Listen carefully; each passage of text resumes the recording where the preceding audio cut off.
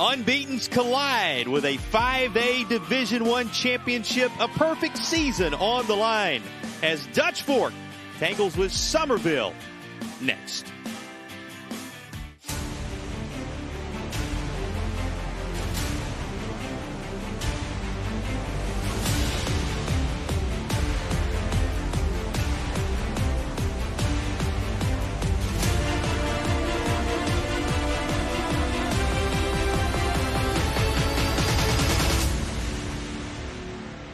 It is a perfect Palmetto State Friday afternoon as the Midlands Dynasty collides with the historic Lowcountry Standard, the Green Wave and the Silver Foxes. And our pleasure to welcome you in here in Orangeburg alongside my broadcast partners, Midlands personality Stacy Huff, and of course the former Gamecock and legendary head coach in the high school ranks here in South Carolina, Eddie Muldrow. And gentlemen, here we are again with Dutch Fork looking to continue its run, but it's Summerville back for the first time in a while. When it comes down to championship glory, the play of quarterbacks are always critical.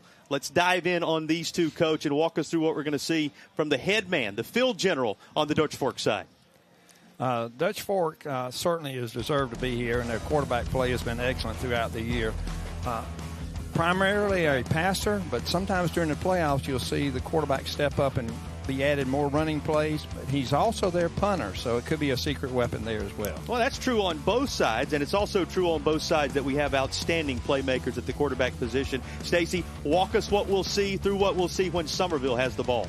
Young Jaden Cummings, folks, very impressive, over 2,200 yards by air, 29 touchdowns. But what's most impressive with me is the young man really takes care of the pigskin. Only one pick all season long, which is the way to lead a team to a final game, and they may culminate it with the title today if he continues that. Let's turn our attention to the Ingalls food for thought. These are the keys to the game. What must Dutch Fork do, Stacy, to grab another title for the Midlands? The Silver Foxes have a formula. If it's not broke, do not fix it. They pressure the backfield. They create havoc in the backfield for quarterbacks. They want to make Jaden Cummings uncomfortable, and when they have the football, they will continue to control pace and stay ahead of the chains like they typically do, Dutch Fork style, and just not make mistakes, and usually that ends with a pretty favorable turnout in championship games for them. Coach, give me a key or two in your mind for Summerville if they're to return to that championship glory. I think turnovers a lot of times are big in playoff games and the state championships. So make sure you eliminate turnovers and also keep your penalties to a minimum. If you do those two things, normally you can stay in a tight game and perhaps find a way to win in the fourth quarter. Well, these two schools, really programs, when you think about it, have 20 state championships between them. But there's only room for one at the top of the hill in the Division I of the 5A classification. We'll find out, is it Summerville or Dutch Fork? Next.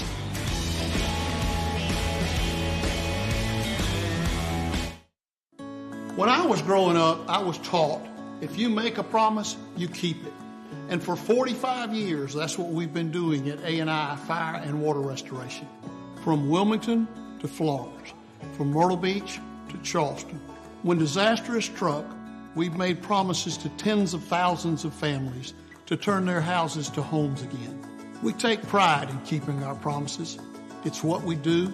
It's who we are. A&I Fire and Water Restoration. I'm Dr. Timothy Gregory with Coastal Wound Care.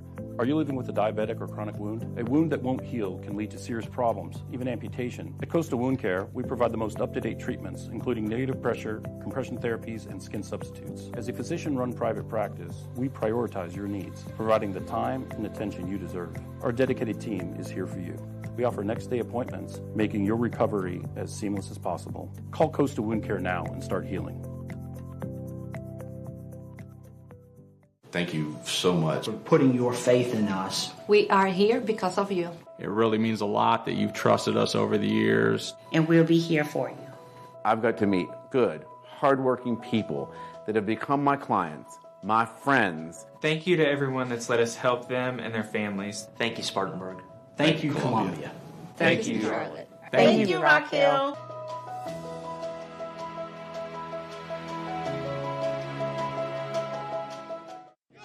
Healthy on the outside doesn't mean much if vaping has weakened you from the inside, because the chemicals in vapes don't just leave you short of breath. They damage your lungs on a cellular level, leaving even the fittest among us weak and vulnerable to viruses. So what starts as a vapor's cough can easily turn into pneumonia, or something worse? Is vaping sabotaging you? Get the facts at BehindTheHaze.com.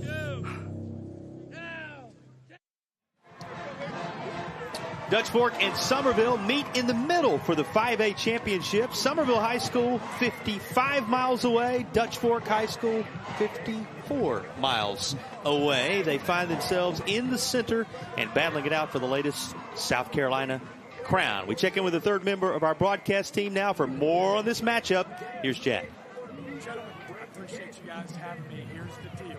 These are two prize fighters standing in the center of the ring. Well, we'll check in with Jack DeLongchamps momentarily, but a little more about these previous champs. And Stacy, you turn your attention to Summerville, 20 state championships between these two teams, as we said, 12 of them belonging to the Green Wave, dating all the way back to 1948. That is a long time. It's even before I was born, if you can believe it. Way back How about that? Before the turn of the century, and not one since 1998. 26-year drought, and that's Coach Rafford on your left right there. He'd like to bring one back.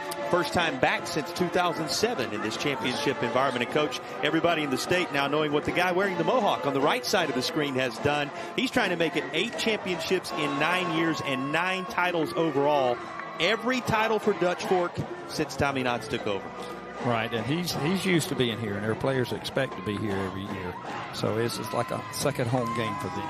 He said he'll enjoy it till Christmas if they're able to get it done again. They have the T-shirts reminding them exactly what they're after, and that is not only 3 in a row, but a 9th in really just over a decade or so in this state. So really, Stacy, when you bear this out, you got that logo on one side that is the history, certainly in the Low Country, is the standard program in the state. And on the other side, you've got the reigning dynasty out of the Midlands. This is a collision of titans here today. A movable force and an irresistible object, as the saying goes. We'll find out. So only one walks away today with the chip. And I can't wait to find out. We're about to find out here momentarily. Well, here is the long-awaited Low Country Crawl Spaces kickoff. Let's work together to correct your crawl space problems today. That's the encouragement to contact Low Country Crawl Spaces. They can take care of you in this Palmetto State. Battle we are underway as Summerville puts a foot into it, and Dutch Fork's return will get us started in the 5A Division I championship game. Very minimal on this return as it is brought back by Anderson across the 20, and that's where Dutch Fork will take over. Before the Silver Foxes get rolling here, let's do check in with the third member of our broadcast team. How about now, Jack? Little delay, but no time like the present, because, ladies and gentlemen, this is a contest between two prize fighters. This is a heavyweight bout. Put your foot in the bucket, stand in the middle of the ring, and deliver your best big blows. You guys mentioned these offenses. I've got my eyes on the two gentlemen that go by the name Sith. Yasir Smith of Summerville, rolling in power for offers. His big brother Yannick has given him a ton of mentorship. He was a star a year ago. And for Dutch Fork, Josh Smith heading to South Carolina. Who can win on defense? Because to me, the X factor for Summerville, Melvin Teal, 25 tackles in his last 2 games. This is a Summerville defense with the wise words of Ian Rafferty that has said, we're playing with house money. We're playing with a chip on his shoulder. Can they get a stop here on this first drive? Ian Rafferty knows what it means to wear these colors, and Tommy Knotts, as we said, knows what it means to get the job done with playmakers just like this. A look at the Dutch Fork starting lineup offensively. Who else do you highlight, Coach? Maurice Anderson at running back has had a big year for him, and also the receivers, Borkin and also Smith, have had big years, so expect to see them early in the game. Those are the Stewart Law Office's starting lineups on the Dutch Fork side. We'll give you a glance at Summerville momentarily, but first a connection is made. Here is one of those gentlemen bearing the name Smith, KJ Smith, and he's going to weave through traffic all the way to the 11-yard line. The spark the Silver Foxes were looking for on their opening touch of the football. What a start for Dutch Fork. Walk us through this one, Stacy. You see a lot of time. Look at that clean pocket right there, offering to Clemson. Got a little pressure late. The Clemson baseball commit. Use his legs there, eyes down the field like you want a young quarterback to do. And he gets KJ Smith and good blocking downfield without holding. And a touchdown-saving tackle made by Jaquez Walker, number 20. Going quick, the Clemson baseball commit, as you referenced, takes it over the right side. You heard Jack say it. Stacy mentioned it. So many of these players on both sides are going to be playing at the next level. We're going to talk about where they're headed, but today they attempt to make their mark on South Carolina high school football one more time. Here's the Summerville defense filling up your screen is another guy who bears the name Mr. Smith. To grab your attention, Sear Smith, big number 88. That was the full lineup, the Stewart Law Office's starting lineups for Summerville. But that defense having a little trouble slowing the roll of the dynasty that is Dutch Fork. And here is a rushes touchdown for the guy you mentioned, Coach, Maurice Anderson, who takes it in to give the Silver Foxes the lead. Right. He's rushed for over 1,000 yards this year. And more importantly, he scored 19 touchdowns. So you know he's going to get the ball down on the goal line. Maurice Anderson provides the finish of a quick strike drive for the Silver Foxes, looking to make it 3 straight, looking to make it 9 all time, and looking at the scoreboard that now shows 6-0. Here's the extra point.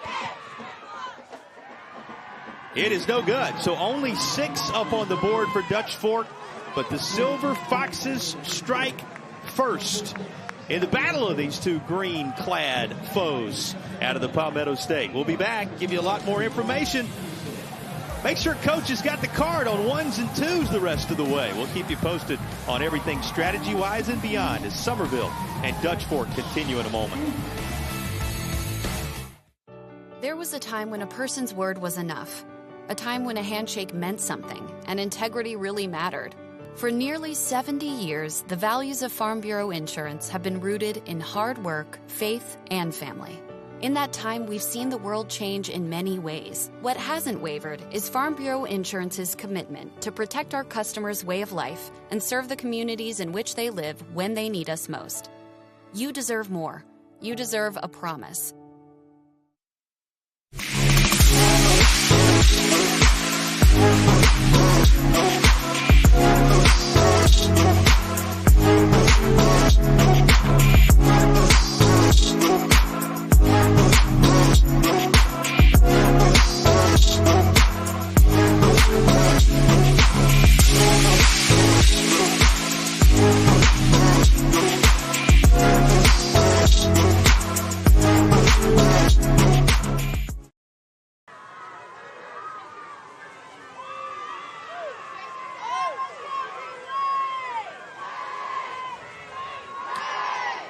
A little more than a minute of game action, all that was required for Dutch Fork to put the first points of the 5A state championship game on the board.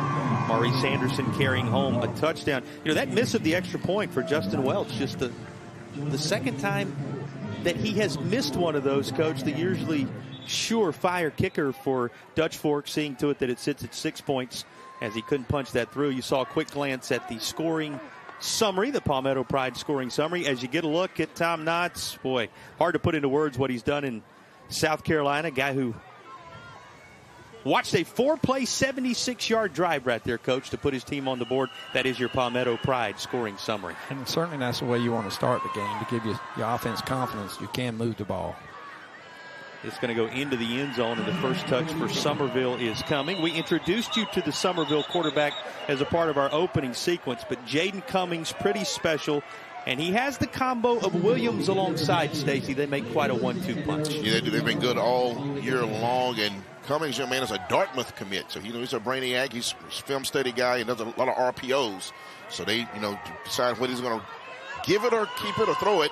We'll see how he can get Dutch Fork off balance if possible. Yeah, the football IQ certainly there for the unquestioned leader on the Summerville side of things. You saw some of his numbers and the vitals for the young QB. Going to be handed off left side. You get your first look right away at the aforementioned compliment to Jaden Cummings. Javen Williams, a sophomore sensation. He's one of those coming into his own career-wise. Who do you highlight, Stacy, on this Summerville offense beyond those two as we look at the Stewart Law Office's starting grid? 4 on your screen there, the young Jaden Kelly Murray. I've talked to coaches around the state. He's a guy they think is going to be a P4 type kid as he matriculates, and we'll see if Sessions shadows him a little bit, the outstanding Georgia Tech commit for Dutch Fork out wide. Yeah, Jaden Kelly Murray had 50 all-purpose yards and an 11-yard touchdown last week in the semifinal round. This is going to be a little bit of trouble. A lot of white jerseys there, and they will swallow things up right away. We talked about causing havoc in the backfield as a key for Dutch Fork. There you have it right there. This is their football, the way they like to play. Cummings uncomfortable in that play right there. He had not a chance to get that play developed. Let's talk about the Dutch Fork defense. Here is the Stewart Law Office's defensive alignment for Dutch Fork. Coach, give me a player or two to watch. Josh Smith, number 40, is an outstanding linebacker for him. Riley Salters, another linebacker, number 50, and Daniel Williams, a defensive end, 93, are key people to watch. Yeah, they talk about the combo of Sessions, and you mentioned Smith and what a leader he is. South Carolina on the horizon. You talk about so many of these guys that are going to be playing at the next level, what they are going to provide in the next phases of their careers. You really are looking at the future on this Friday afternoon. Cummings going to have to work his way out of there. There is nowhere to go. A flag comes in at the end of this, and we'll see if that is consequential to the drive, because it was snuffed out by Dutch Fork, but that is pending what our officials have to say. Let's see if they got a face mask at the end of this on this tackle, Jason. It's too late for a holding penalty at that point. It might have been with the tackle. This is going to be on Dutch Fork, it looks like. Hey, you look at the timing of it. The question is, of what variety will it be? Is it enough to keep further hope alive? Face mask. Defense. 15-yard penalty from the previous spot. First down.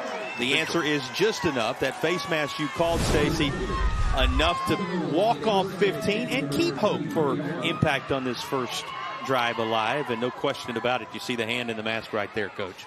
Yeah, he was reaching to try to make a play and unfortunately grabbed his face mask. Give off. Williams bounces outside. Going to find some room down the near side, and he is well into Dutch Fork territory. Sometimes you just need that one break, perhaps that one spark to get something started. And, Coach, they answer after the penalty keeps the drive rolling. It's true. That unfortunate penalty for Dutch Fork kept that drive going, and the back bounced outside, had excellent speed making it to the corner. And, Stacy, there's a snapshot of what Williams can provide. Let's look at the block right there. Jaden Kelly Murray, number 4, gave him a key block to provide that. But, yeah, the running back is key on that, showing that speed. First down from inside Dutch Fork territory for Summerville. Stacked up, first on the scene, Riley Salters. You may remember him. May be a familiar name when you think about these state championship environments, right? Player of the game last year, about a year ago, a year and a week ago, as a sophomore, he got that award. Well, he works to make it difficult on the Summerville offense here. Ends up wrapping up Jaden Cummings with the football. Going to create a second down from behind the sticks. And there are so many familiar faces. In fact, we can say it this way. The turf is green. The uniforms are green. These players are anything but green. You've got 31 seniors on one side. You've got 28 seniors on the other. This is an experienced group, Coach. Yeah, both of them have experienced a big game, so they won't feel that pressure at all. And Coach mentioning their value to the coaching staffs. But, Stacy, from a player's standpoint, it does help you deal with some of those early game state championship jitters when you've been in big environments before. Absolutely. Pressure makes diamonds, but when you get accustomed to it, it becomes like second nature. So the expectations are what they are with these programs, and you can see it, today. I don't see nerves early, not a lot of penalties early, but I think you see a lot of talent on display. I'm looking forward to how this plays out. All right, a third down, first critical third down for Summerville offensively coming up here as it's inside the 30 at the 29-yard line. A lot of movement in the secondary for Dutch Fork. And this is going to be a toss underneath. Tried to get it into the hands of Williams again a different way, but the pass is incomplete. Fourth down is coming. Coach, what did you see here? They moved him out wide, and he brought him across the formation. He was open. Ended up, unfortunately, dropping the ball. He's caught 13 passes this year, so he's used to catching football. It was there for the taking, but Jarvis Jackson was lying in wait. That defense always seems to be in the right place for Dutch Fork. We talked to Coach Braswell, the defensive coordinator there. 6 shutouts on the board for Dutch Fork this season. And the latest coming against Spartan High in the Upper State Championship game. So shutouts in the primetime moments to work here for this vaunted Dutch Fork D. Fourth down, Summerville going to take a shot. It works out. Able to hang on despite the big lick after bringing it in. There's your guy, Stacy. Jaden Kelly Murray, who was one of the catalysts in the win over Sumter in the lower state title game. He already has a state championship moment.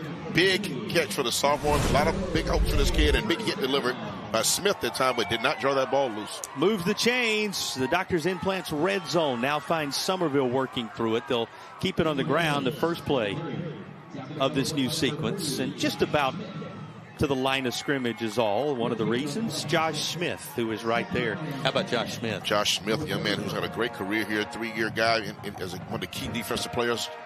Committed to the University of South Carolina about a month ago. have been a Coastal commit. Big things expected for him on the next level. Going to stay right there in the Midlands with that emerging program for Shane Beamer and company. Closing in on 6.5 remaining in the opening period. This is still the first touch of the football for Summerville. And right into the teeth of that Dutch Fork D goes Williams. But having none of it, Mr. Salters and company right there again. And he read the play well. It looked like they had a 2 tight end set or 2 H-backs in the backfield ready for a power play, but he just split them and made the play. 3rd down and 9. If you're just joining us, Dutch Fork used only 4 plays to roll into the end zone and capture a 6-0 advantage. Summerville on the move the very first time. They were aided by a face mask penalty in their own territory, but have started to click on all cylinders since. A 3rd down conversion a moment ago worked it into the red zone, and now they face a 3rd down and 9. Cummings. Flags come in. He fires one toward the back of the end zone. It is incomplete. Yeah, it might be a hold there. I thought it was movement at the snap, but I think they're going to get a hold later on, I think. Yeah, it came right as he was trying to roll toward the left side. You think about timing, and it will be exactly that. But they declined that, though. Well, it would be a declining of the penalty to force the 4th down. Holding. Offense. That penalty's declined. Sure. 4th down. Probably the right move there. Decisions to be made for that man. What a job he has done leading Summerville back here. You think about Ian Rafferty, decisions to be made. You know him well. He was a Shrine Bowl defensive end that you coached, Coach Muldrow. Right. In 1993, when I relayed that, he said, I didn't know I was that old. I said, yes, you are, and that makes me a lot older. Well, he has certainly done his good work to get this team back here. First time since 2007, Summerville in the championship environment. First major decision for him on 4th down from inside the red zone, and he's going to take a little longer to talk it over. Summerville just ahead of the 4th down snap. We'll call everybody over to the sideline, burning their first time out of the half. We will take it as well. Underway in the Division I 5A title game. Dutch Fork on the board. Summerville facing a big 4th down from inside the red zone when you return. Absolute Total Care. Total health care for you and your family. Total peace of mind and well-being. Total insurance plan coverage. Totally affordable healthcare solutions for everyone. Absolute Total Care is totally South Carolina. Totally you. Our health insurance is designed to improve the lives of individuals and families of South Carolina. At Absolute Total Care, we mean it when we say, one plan, always covered.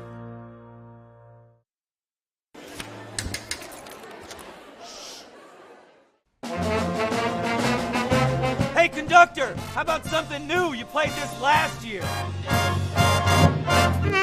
Come on, get your head out of your sacks. Shh, we're trying to hear. Well, I'm sick and tired of hearing your kid play the wrong notes. Where's my kid solo? At least you can see your kid. Why is my kid stuck way in the back?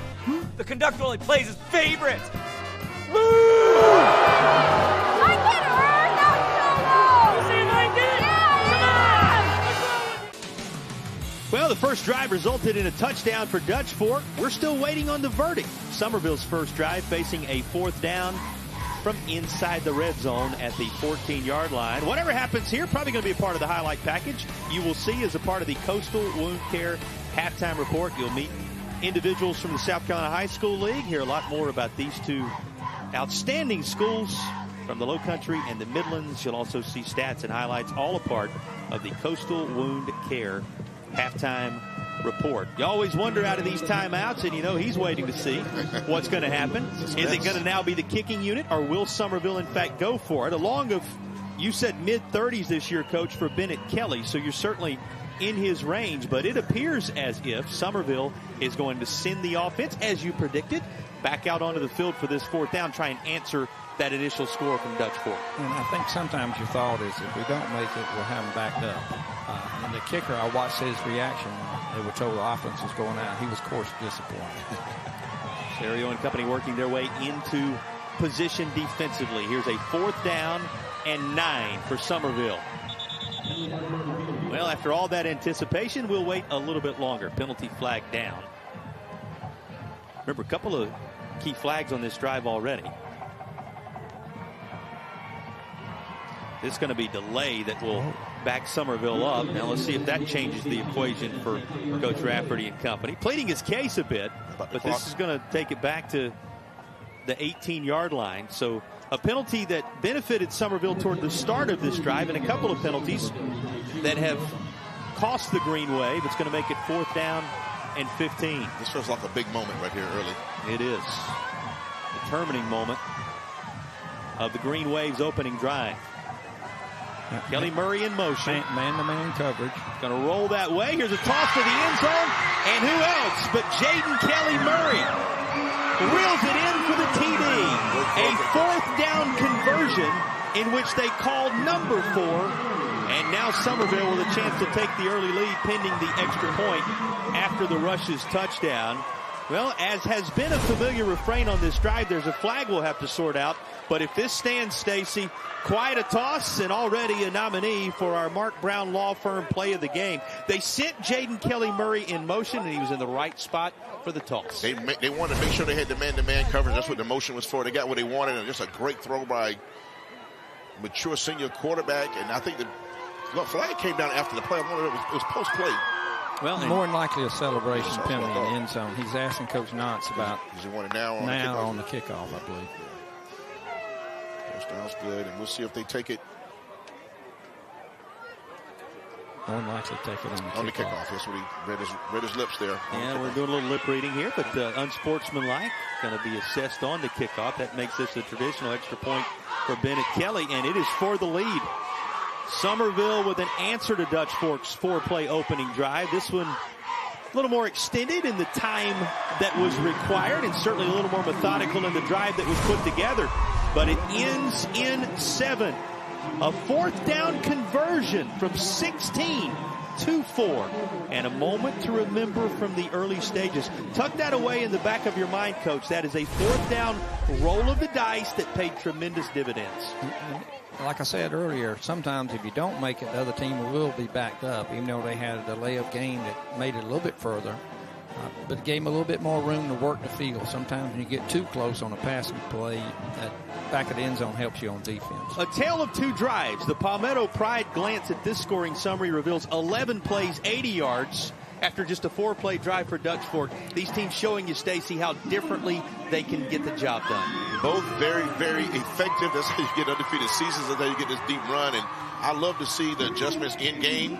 And Dutch Fork showed some things on offense that Summerville definitely has to adjust to. And I think likewise, Summerville put some problems out there for Dutch Fork to settle as well. Coach, Summerville handled a Sumter Gamecock squad that was previously unbeaten last week in the lower state title game. That was 35-6. It was a contest. Richardson and Peoples of Sumter fame kind of slowed. This was a Summerville team that scored on its first 4 drives, took a 28-0 lead, and cruised to a 35-6 win. The defense was a big part of that, but they showed their explosiveness there. It's back on display again here. It is, and as Stacy said earlier, it's important for them to answer. After Dutch Fork pretty much had an easy drive to score, it was important for them to go back and establish themselves. Now remember, the touchdown 4-4 came when there was a 4 on the down marker on the far side. Big lick going to stop Dutch Fork's return at near the 30-yard line, and that's where the Silver Foxes will take over. What did you see from the Silver Foxes on their opening touch, Coach? Well, they end up having a little crossing route, which got the receiver open, but they've been here before. They understand what they need to do. They'll have a great game plan, and I think we're in for a very exciting game. Well, Summerville's the power with those 12 championships. That's second only to the Gaffney Indians all time when you talk about number of championships. But nobody's ever been on a run quite like this last decade or so for Dutch Fork. Going for 8 out of 9 years right now, and 3 in a row, and all of them coming since 2013 with the arrival of Coach Tom Knotts. His offense back out there, a little double clutch, and this is thrown away. You know, you talk Tom Knotts, and we've seen him a couple of times in the key moments already. It's, Stacy, safe to say he's a guy who marches to the beat of his own drum, but he has in many ways set the standard for the modern era of football in South Carolina. It's a virtuoso drum solo, though. Young man has put championships on the board in North Carolina, now been dominant in South Carolina. This man has an 8-3 championship record. That's a season. 8-3 in championship games. So his whatever his drum beat is, a lot of people need to dance to that. seeking his 9th title, as we said. He's going to call a play here, tossed out far side, and that one's going to be good enough to move the chains of first down. Quickly involved. Here's a Will Lou Gray first down, Coach. And as Stacy said, he beats that drum his way. Talking to Ian Rafferty, he said he'd like to listen and talk to him after he retires to learn a few tricks from him. Yeah, well, he'll have plenty of time to do that. They can recount whatever the outcome is here as well, something they'll share after sharing this field on a championship Friday afternoon. Taking it himself is Ethan Offing, the quarterback. Another look at this run. He's going to be near first down yardage the second time. One more note, Stacy, when you talk about Coach Knotson, and you referenced it there. Also 7 championships in North Carolina alongside the 8 he has secured here in the Palmetto State. 6 of those at Independence, 1 of them at West Charlotte, and who can forget the 109-game winning streak that he put together when he was at Independence High. Turning out D1 players all along the way. Name leak means anything, and the list goes on and on. This is going to be batted away. That's the kind of pressure Summerville needs to get from that front throughout the afternoon. It's number 88. It's King. Yes, sir. Yes, sir, Smith. Yes, sir, Smith. He made an excellent play.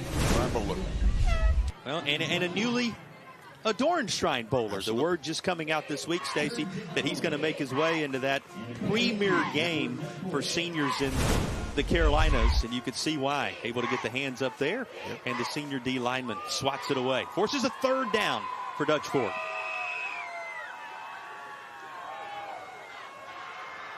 You kind of figured it was going to be Ethan Offing taking it himself. Now, there is a flag down, and it is in the holding area. So this may be coming back. It's 3rd and short, and he went wide that time, and the hold was an easy call for the official there.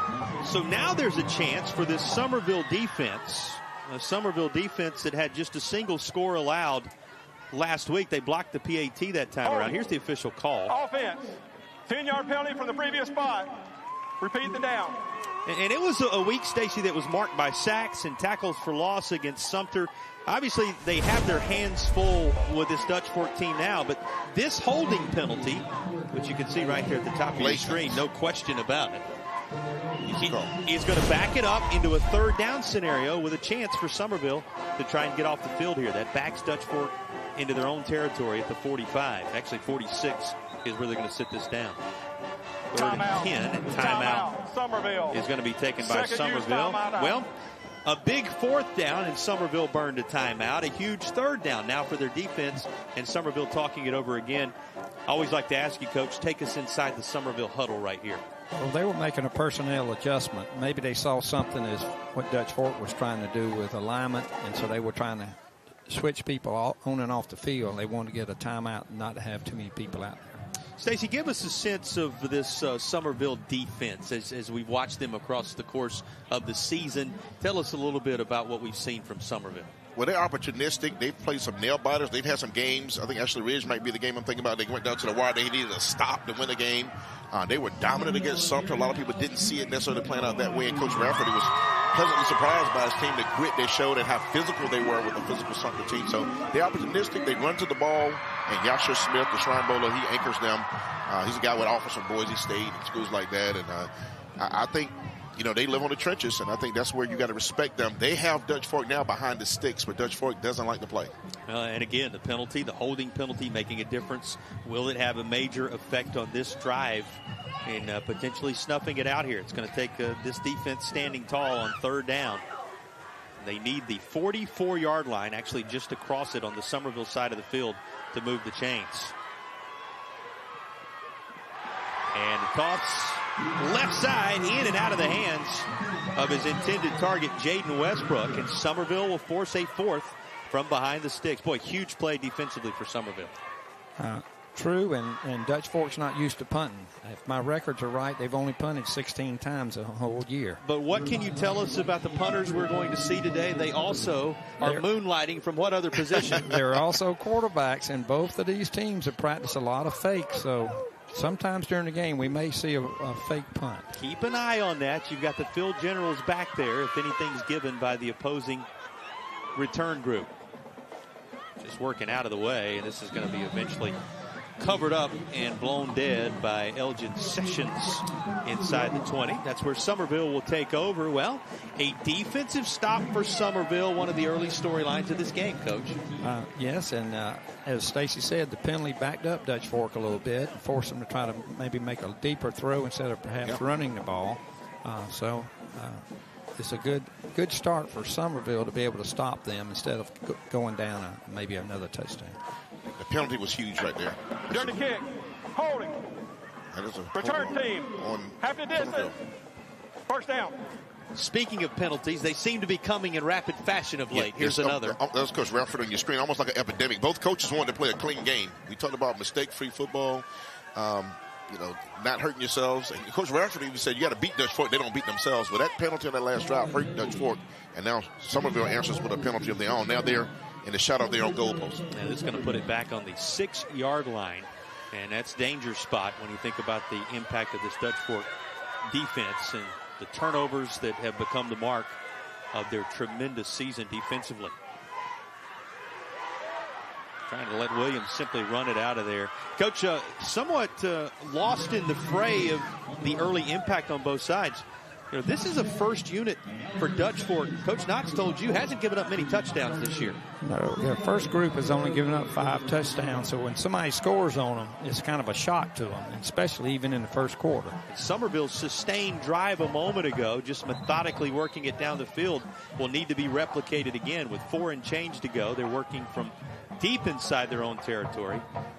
And timeout going to be called for by our officials long enough to allow some personnel changes to take place. Running on for Summerville is Daniel Krantz, going to be a part of this personnel grouping.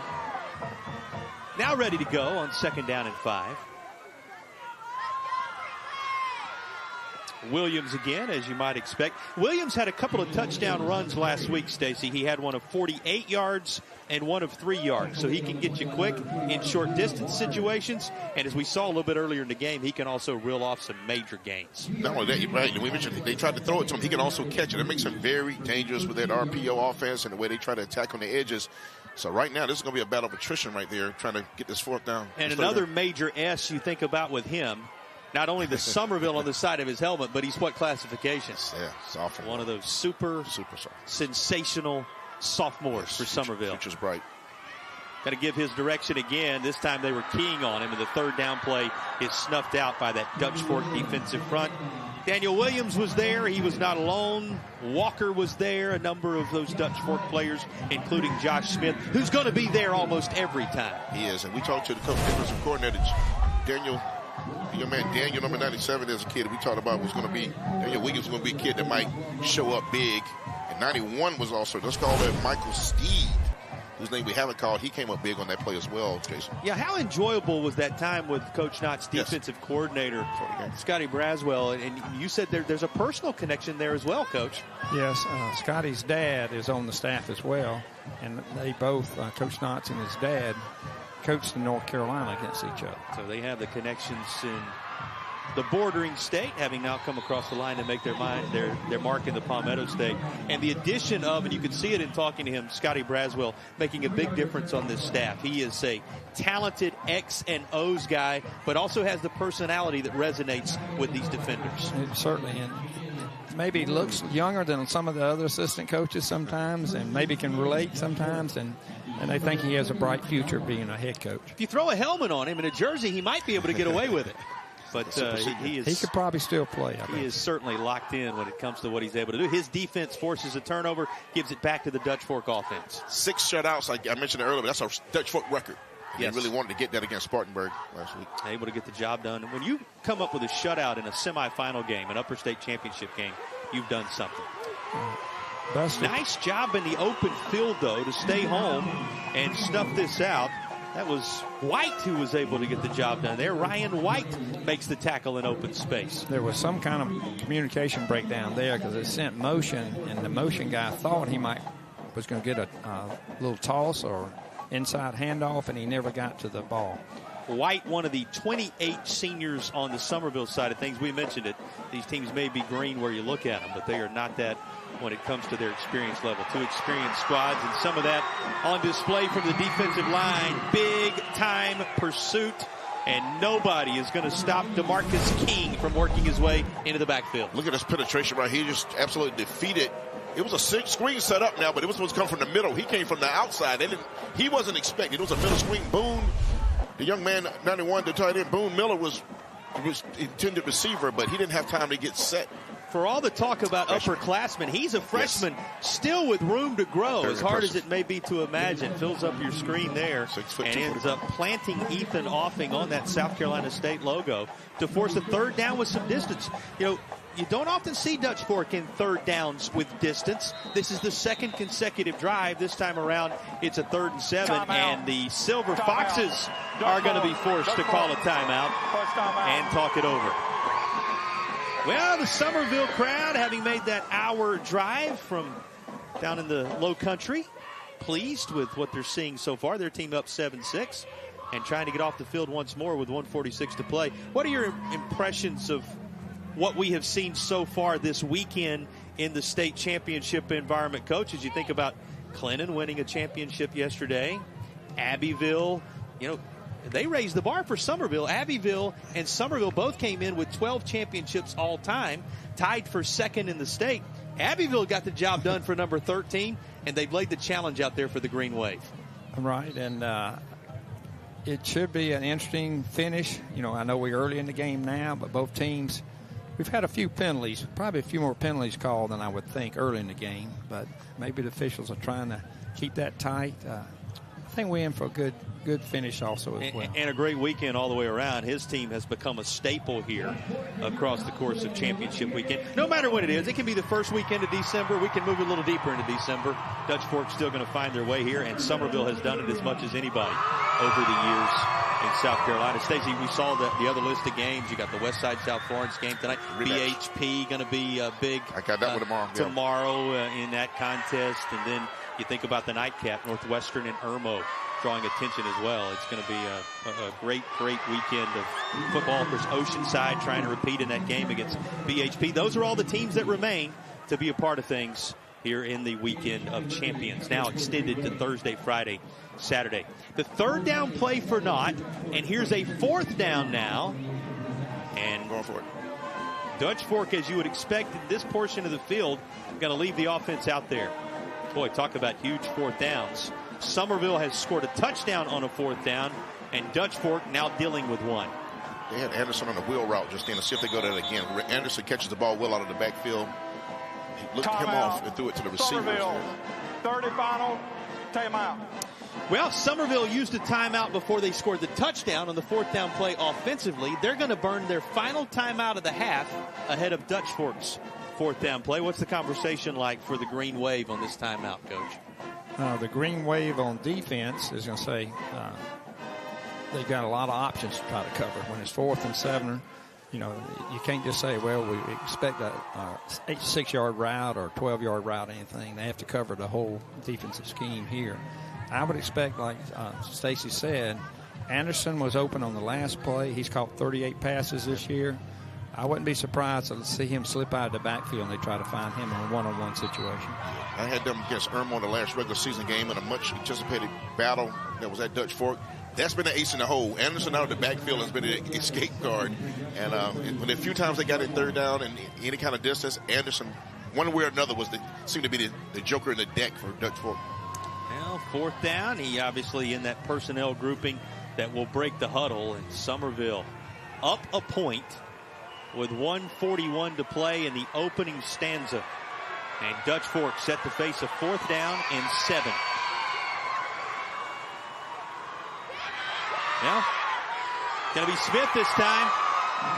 And he will not have enough to move the chains. Summerville stiffens about a yard shy of the 1st down. And Patton, along with others, there to make the stop for the Green Wave. A turnover on downs. That is huge right there. That was the play. Again, watch the Anderson again. Anderson goes.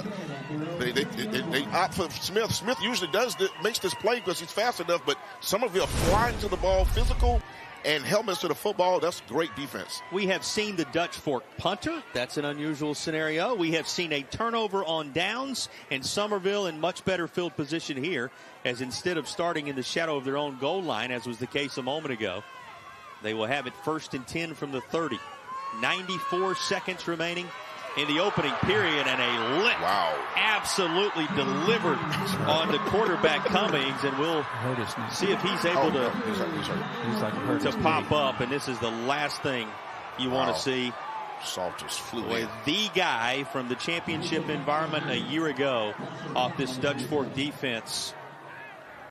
A hit on Jaden Cummings, and boy, everybody concerned right now, including the three of us, Stacy, as to what you witnessed right here.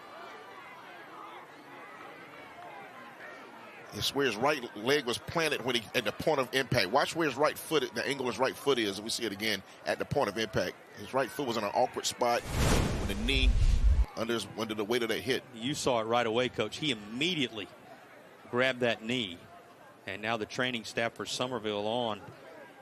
You talk about a major development in this football game, how key Jaden Cummings is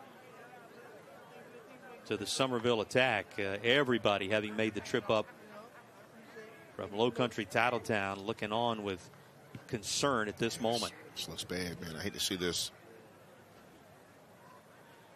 Well, and you want to know what transcends, and you can speak to this better than anybody, Coach, what transcends the wins and losses and the X's and O's. Take a look at Ian Rafferty right there with his field general sharing a moment, as the concern right now, not just for he and Summerville, but for everybody looking on in South Carolina, is for the kid. We'll break away, hopefully come back with a good report related to the Summerville QB after this brief pause. Christmas. Hurry, they're going to be up soon. When families and communities come together in the spirit of peace on earth and goodwill towards men. Operation Silent Night and Stone Effect. Okay, we're ready. At Ingalls, we know that Christmas isn't just a holiday. It's a feeling to embrace all year long. Ingalls, your neighbor for over 50 years. I am glad I'm here because it's really helping me. I have a lot of things I want to do. I like being in charge of others. My confidence how really build up submission. This place has showed me, like, it's not good to run from your education. It's a really great place. You got people here that are willing to help you. It's something that's going to get you through every day. It's just something you have to have. And they're making it possible for me, because if I wasn't here, I would not be in high school. Well, Jaden Cummings, the Summerville QB, being helped off by the training staff, and Coach Rafferty, of course, right there. Just a tough moment all the way around in the early stages of this one, Coach.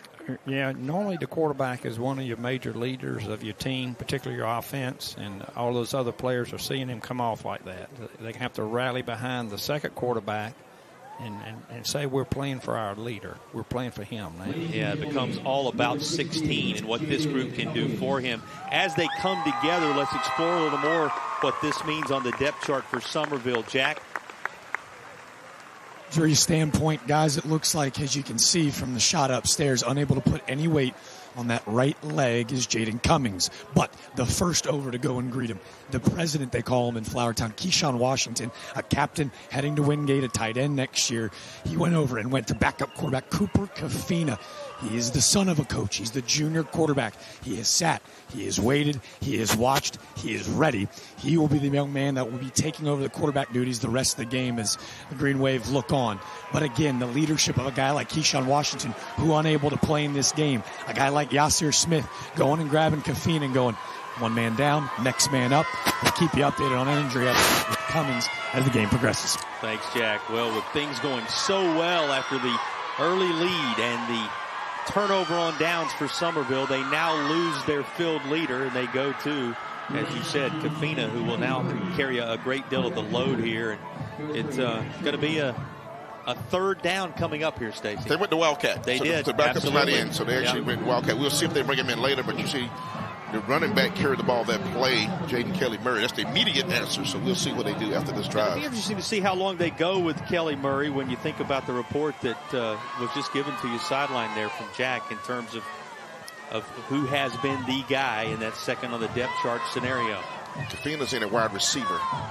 So they work him into the personnel grouping, and it's going to be another, you said, the Wildcat setup, and it works out well. A little bit of a lift. Now there's going to be a player down for Dutch Fork, and Hellman is off after the quarterback keeper.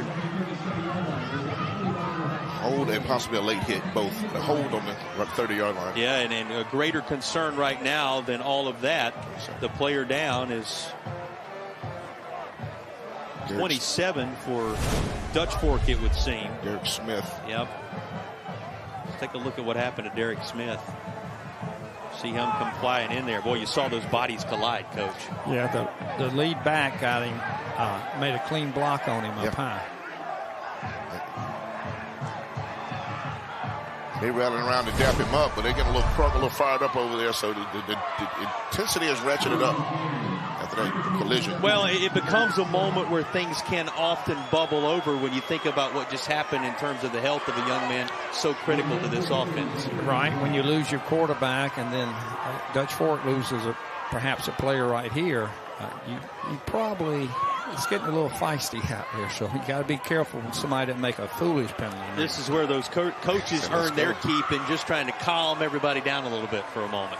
Yeah, you got to remember you're still playing the game. You hate any team to lose a player, but you got to keep your emotions under control here. Don't have foolish penalties. Well, it looked like the penalty assessed the Dutch Fork side of things as you look at Coach Rafferty. Boy, can you imagine for a moment what is rolling through the mind of the Summerville head coach when you think about how much the game plan just changed in the blink of an eye? Well, it certainly changed, and as Stacy pointed out, they ran like a Wildcat offense to run the ball with somebody else instead of having the backup quarterback taking the direct snap. Speaking of the backup QB, there is Kafina on your screen now. Cooper Kafina, who is in his junior campaign, is going to be inserted in at the quarterback spot. This is what Jack alluded to a moment ago when he gave you that report field side. A guy who was raised for this position and this type moment has to step in the state championship environment. He'll drop, fire one deep. They're going to use number 4 another way, and he's tangled up. Folks on this side wanted a flag, and that's one of the great battles that we are going to watch throughout the afternoon, Stacy. It is going to be Elgin Sessions coming over to cover Jaden Kelly Murray. Gave up a touchdown to him earlier. Sessions was a West Virginia commit at the last moment. Ended up committing to Georgia Tech. He's a P4 type kid, and he's been matching up with the best receiver all season long. So he felt like he got done wrong the first time. So he's really chatty and let the fans know. Also shows you how many different ways Jaden Kelly Murray is a weapon. He had the catch there. He also spelled the quarterback position right away and then was turned to in what was a long toss situation, the first to try to get some sea legs under Cooper Kafina.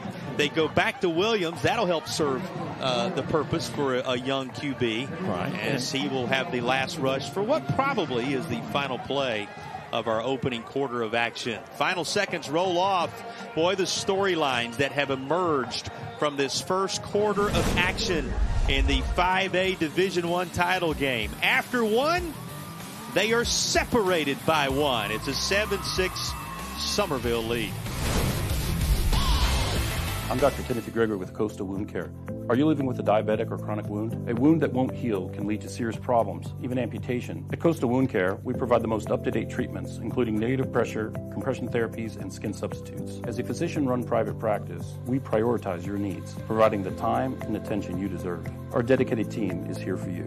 We offer next-day appointments, making your recovery as seamless as possible. Call Coastal Wound Care now and start healing.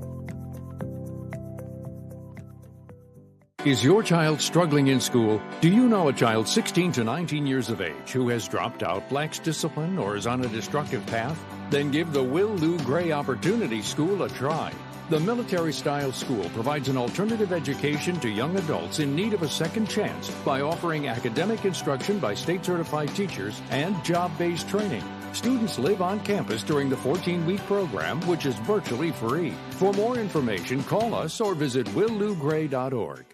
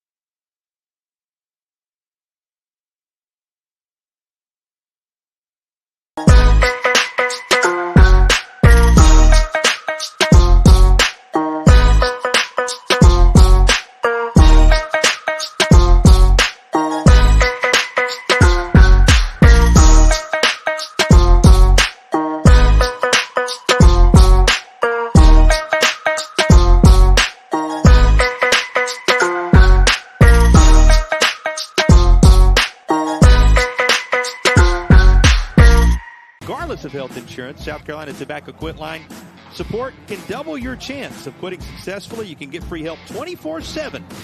Call them at 1-800-QUIT-NOW or text READY to 34191. Summerville leads it after one quarter of action. Coach, the emerging storyline here, though, Jaden Cummings departing with an apparent knee injury. Summerville seems to have handled it well thus far. They did. When they put in the second quarterback, they put him out at wide receiver and let the wide receiver run Wildcat quarterback for a couple of plays, and then let him throw a deep pass and to try to get his nerves under control. Yeah, a little bit of sea legs moment perhaps for Kafina. And it's going to be a first down and then some. One thing they have done, not only prior to the departure of Jaden Cummings, but certainly since, and that has expanded the role of Jaden Kelly Murray. They have relied on Ford. Now, he scored the first touchdown on that fourth down connection from Cummings, but he has really carried the load since his departure. And he's caught 75 passes this year and 11 touchdowns, so he's definitely their go-to receiver. It was the guy. We talked about 50 all-purpose yards and a touchdown against Sumter last week. And when he's clicking on all cylinders, you can turn to Williams. And Jaden Williams is going to take it home. The rush of the afternoon. And Summerville riding a green wave to a 13-6 lead in the early stages of the second period. And he's no stranger. He's carried the ball 224 times, 8.4 yards a carry, and 24 touchdowns. So he knows how to find the end zone.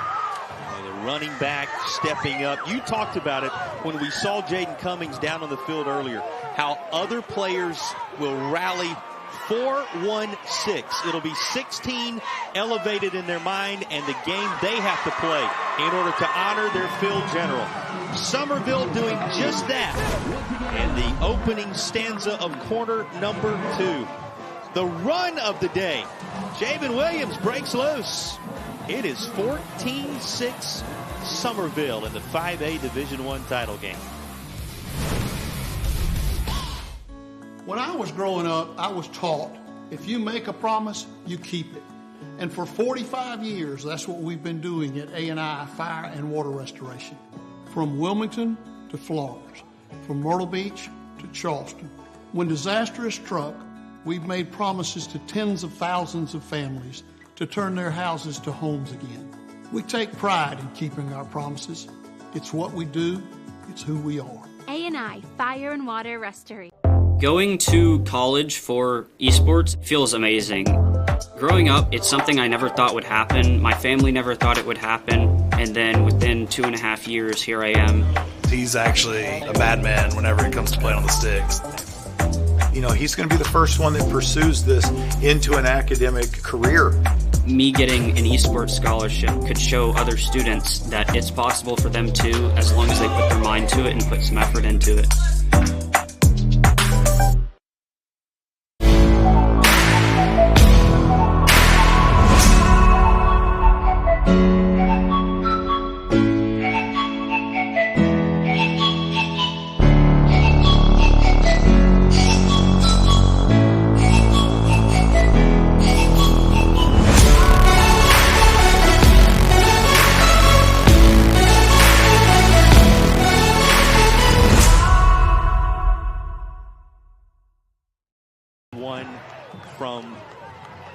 Well, you look at that Summerville sideline, you see continued concern around that young man. Stacy, it's a reminder of things bigger than the game itself at times. Absolutely. He's an outstanding scholar athlete, headed to Dartmouth, Ivy League education, so he's got that. Either way, it's going to be his last high school game, right? So he will have time. Hopefully he gets back in this ball game, but his team is really playing and rallying around him, so he may leave with a championship, but the future's bright for that young man either way. Yeah, it speaks to the respect level they have for him, the way they have responded. Here's the low country crawl spaces kickoff. Return up across the 20, and a little bit of space to the 35. You take it all the way out to the 37-yard line. That's where ultimately Anderson is going to be stopped. They are on the stop, among others, is Melvin Till. That's one of the players you'll hear from as the day progresses. What jumps out off the stat sheet as we look at the Jim Hudson, I should say, automotive group stats? Stacy, what do you highlight so far? I mean, the thing is, Dutch Fork has had a lot of yards here. They've been almost like empty calories, though. After that first drive, they had penalty. Summerville has capitalized and been very efficient with offense, especially that last drive. Those are Jim Hudson automotive group stats from the first quarter of action. Wading into the second period, and Dutch Fork in an unusual spot in many ways as they look up at the scoreboard and find themselves trailing in the state championship environment. There's a guy who would very much like to keep it that way on the Summerville side of things as DeMarcus King once again makes his presence known. 6 foot 245, good-looking freshman, Jason. Yeah, he'll grab your attention, Stacy, that's for sure. So look at him filling up space and gathering up the ball carrier. Remember, a couple of third down, fourth downs behind the sticks for Dutch Fork in recent moments. They try and change that right here, right now, and will be effective in doing so as Boykin Bickley gets involved. The catch for Bickley, and you can move the chains. Bickley's usually a deep threat guy. That time, he had a good possession catch. That time, he's their deep threat. He and often can get clicking like they did for 2 big plays early in that Spartanburg game to get them on top early. What is Anderson? Okay, he had that big kickoff return, but he hasn't run the ball much in this ball game. He's not in the game now. Stewart Law Office's first down play going to be Ethan Offing, and the legs keep on churning inside the 45 to the 43-yard line. He's good for about 5. You'll take that on a first down play all day long, right? You will. He's averaging 5 yards a carry, and he scored 8 touchdowns running the ball this year. Expect him maybe to carry it down the goal line if they need it. Now, backup quarterbacks come to mind on a day like this, and you know the guy behind him's named Knotts, right? Certainly Jackson. Certainly in the pipeline, Jackson Knotts. We had a conversation with Coach about coaching his son. We did it. It's always a thrilling moment when you have that family connection in a state championship environment. And he said that he received some really good advice from some of those that are in his realm of influence. They said, you know, you have to be a coach on the field and you've got to be a dad at home, and splitting those responsibilities, he indicated, a little tougher than it sounds. Absolutely. But what a thrill for him. And Coach, I know you can speak to this, to have his son out there and be able to share this type of moment. Right. And Irmo will be facing the same thing tomorrow. Coach Brand's son is their star quarterback, and I'm sure he feels the same way. It's a great honor, and then you hope you can handle it at home as well. Jackson Knott's time may still be a little bit away, certainly with a talented player like Ethan Offing, who's going to pitch this right side.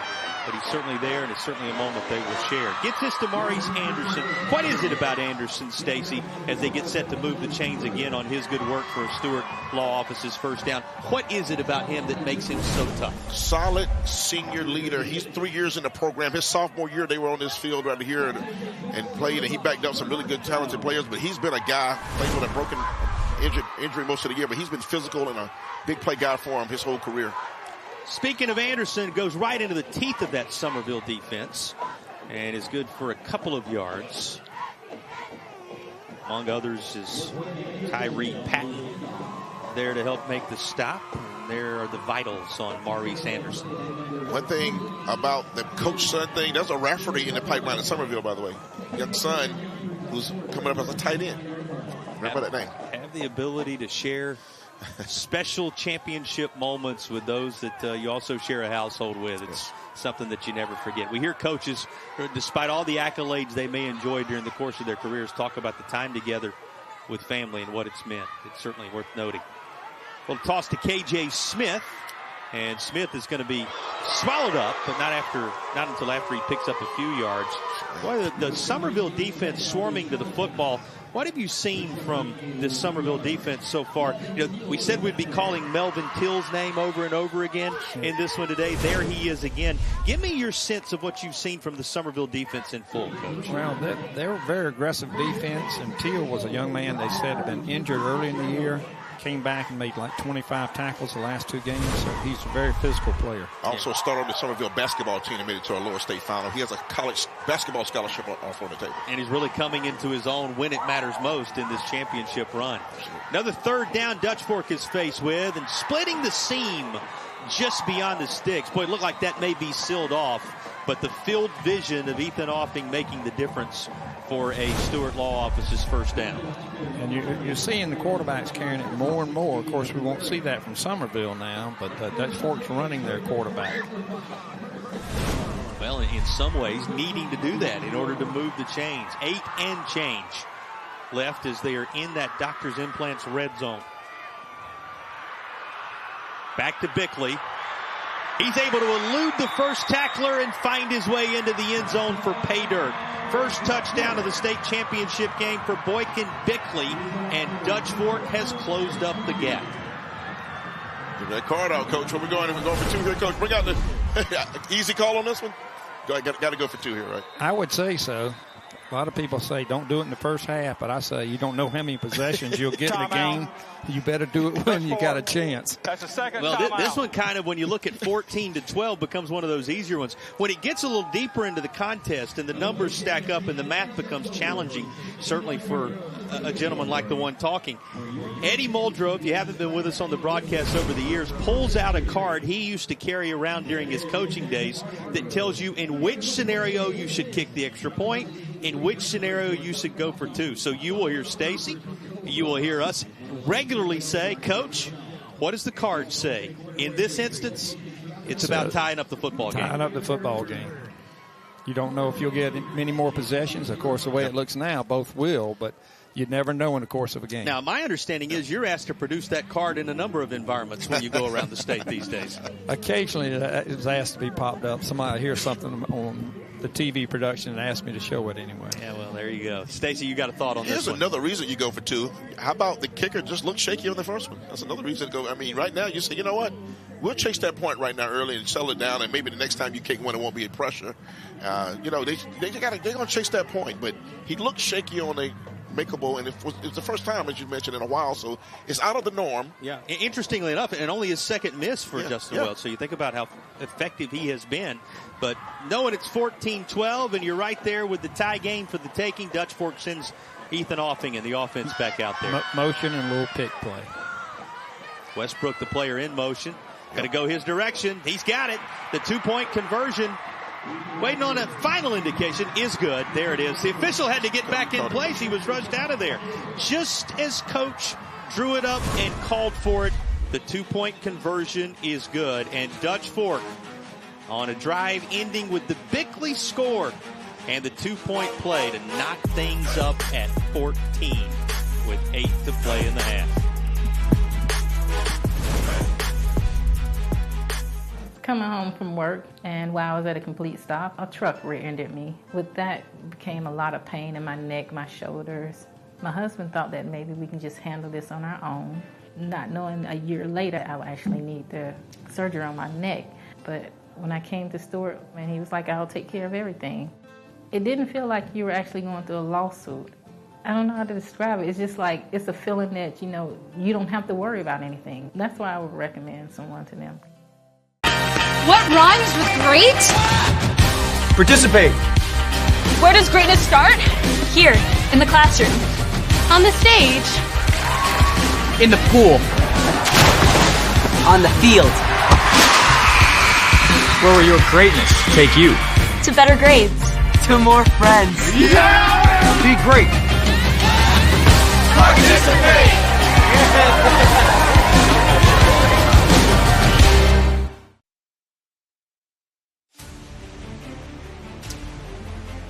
Just what you would expect midway through the 2nd period. And Dutch Fork having just scored to even things up at 14 apiece. Reminder, you want to stick around. We will select the Stanley Law Group Player of the Game. That's coming up at some point during the fourth quarter. Things stay like this, Coach. We may be deep into the fourth quarter before we know which way things are headed. This has been a highly enjoyable and competitive state championship start. It might be the first team the 40 is going to win. 9 plays, 62 yards on that Palmetto Pride scoring summary. Dutch Fork had to, at times, come away with some conversions. It's Bickley who has the 19-yard touchdown to cap it. And he's been a great receiver for him all year. He ended up catching 53 passes, 7 touchdowns for him, making his 8th there. Back into the hands of Summerville, a team having scored 14 against a team that has 6 shutouts and is coming off its latest shutout in the Upper State Championship game against Spartanburg. Let's see if Summerville can keep the pressure applied. You know, one thing you think Dutch Fork, this is a team, Stacy, that never takes its foot off the accelerator. You really can say that about both these teams. Right. Summerville has been impressive offensively so far. They really have. They've been clicking and stayed ahead of the sticks, and even losing their leader has not slowed them down. You read my mind there. I was going to say, and it doesn't matter who the driver is for Summerville right now. That's a mark of a good team and a good program and well-coached young men. The foot has stayed on the accelerator, and it is the backup QB across the course of the season now called upon for duty. Kafina, who's in there, and he's trying to get out of some trouble, and he's just going to have to heave this away. That's intentional ground. That's intentional grounding in high school. We were referencing Jaden Cummings. While they sort that out, Coach, let's check in with Jack for a little more on his status. Yeah, we do have an update, guys. For the first time since he did suffer that right knee injury, he has gotten up off the training table. He is gingerly putting weight on that right leg. We will tell you, Mom and Dad were able to come down and tend to him. They have not announced whether his timetable, if he is allowed back into this game. We'll keep you updated as the contest moves forward. Yeah, developing storyline. Thank you so much, Jack. And we certainly hope that he's able to come back if desired. And Coach Stacy kind of looking at you puzzled, and everybody looking around. No flag there. Second down coming, and they're going to turn and give off to Williams, who is up across the 20 to the 24-yard line. Surprised you a little bit there was no flag there. Well, and I've been away from it a while, but there's no tackle box rule in high school football unless it's changed over the years, so that could have been an easily intentional grounding. Third down coming here. Key third down offensively now on the Summerville side of things. Can that Dutch Fork defense get off the field? Remember, this is Summerville team scored on its 4 opening possessions to take a 28-0 lead in the lower state championship game last week. They have been successful when the football's been in their hands so far today. But Williams going to run right into a heavy pack of white jerseys. And coming out of there is Daniel Williams, number 97, who you heard Stacy reference. Going to set up a 4th down. Yeah, as Coach Braswell before the game, what name we might talk about coming out of the game. And he mentioned Daniel Williams, one of the senior leaders, 5'10", listed at 200. Looks a little bigger than that, but he's been stout in this ball game. Yeah, Salters grabbed the headlines a year ago. Sessions certainly gets your attention when he locks down one side of the field or the other. We talk about the Smiths, of course. Daniel Williams, another name you should familiarize yourself with if you haven't been watching Dutch Fork this season. He comes up huge here. Summerville's punting unit out there now as the Green Wave are forced to kick it away with just under 6.5 minutes to play in the opening half of action. Well, that's off the side of the foot a bit. It is going to work its way into Dutch Fork territory, but a return is available. Switching sides of the field, Westbrook looking for blocking help. He'll get back to the 48-yard line. And that is where Dutch Fork will take over. One thing, when you lost your quarterback, you also lost your punter. So that probably takes away some fakes and other things that could be in the game plan for a situation if when you're near midfield, you maybe would take a chance to fake a kick. You're exactly right, Coach. You talked about that being one of the elements of the game on both sides, what they could do with the punter back there on a 4th down to create the element of surprise. That X factor now off the table. 48-yard line, Dutch Fork taking over. Happy to have you with us for the South Carolina Weekend of Champions at Oliver C. Dawson Stadium on the campus of South Carolina State in Orangeburg, South Carolina. 6 minutes even remaining in the second. Offing looking deep.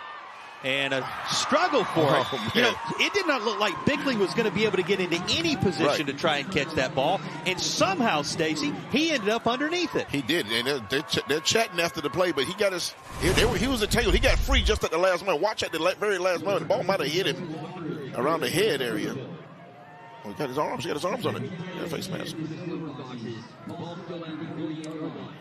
Well, you have to keep in mind when you talk about battles, that one between Bickley and Jaquel Walker was something. And the ball is on the turf. Summerville saying they have it.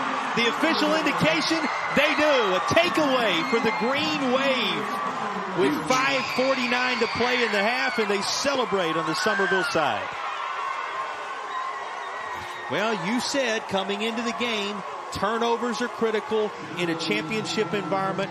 Here's the first such consequential moment. Let's see who came up with this after it looked like the bodies just got a little tangled in the backfield.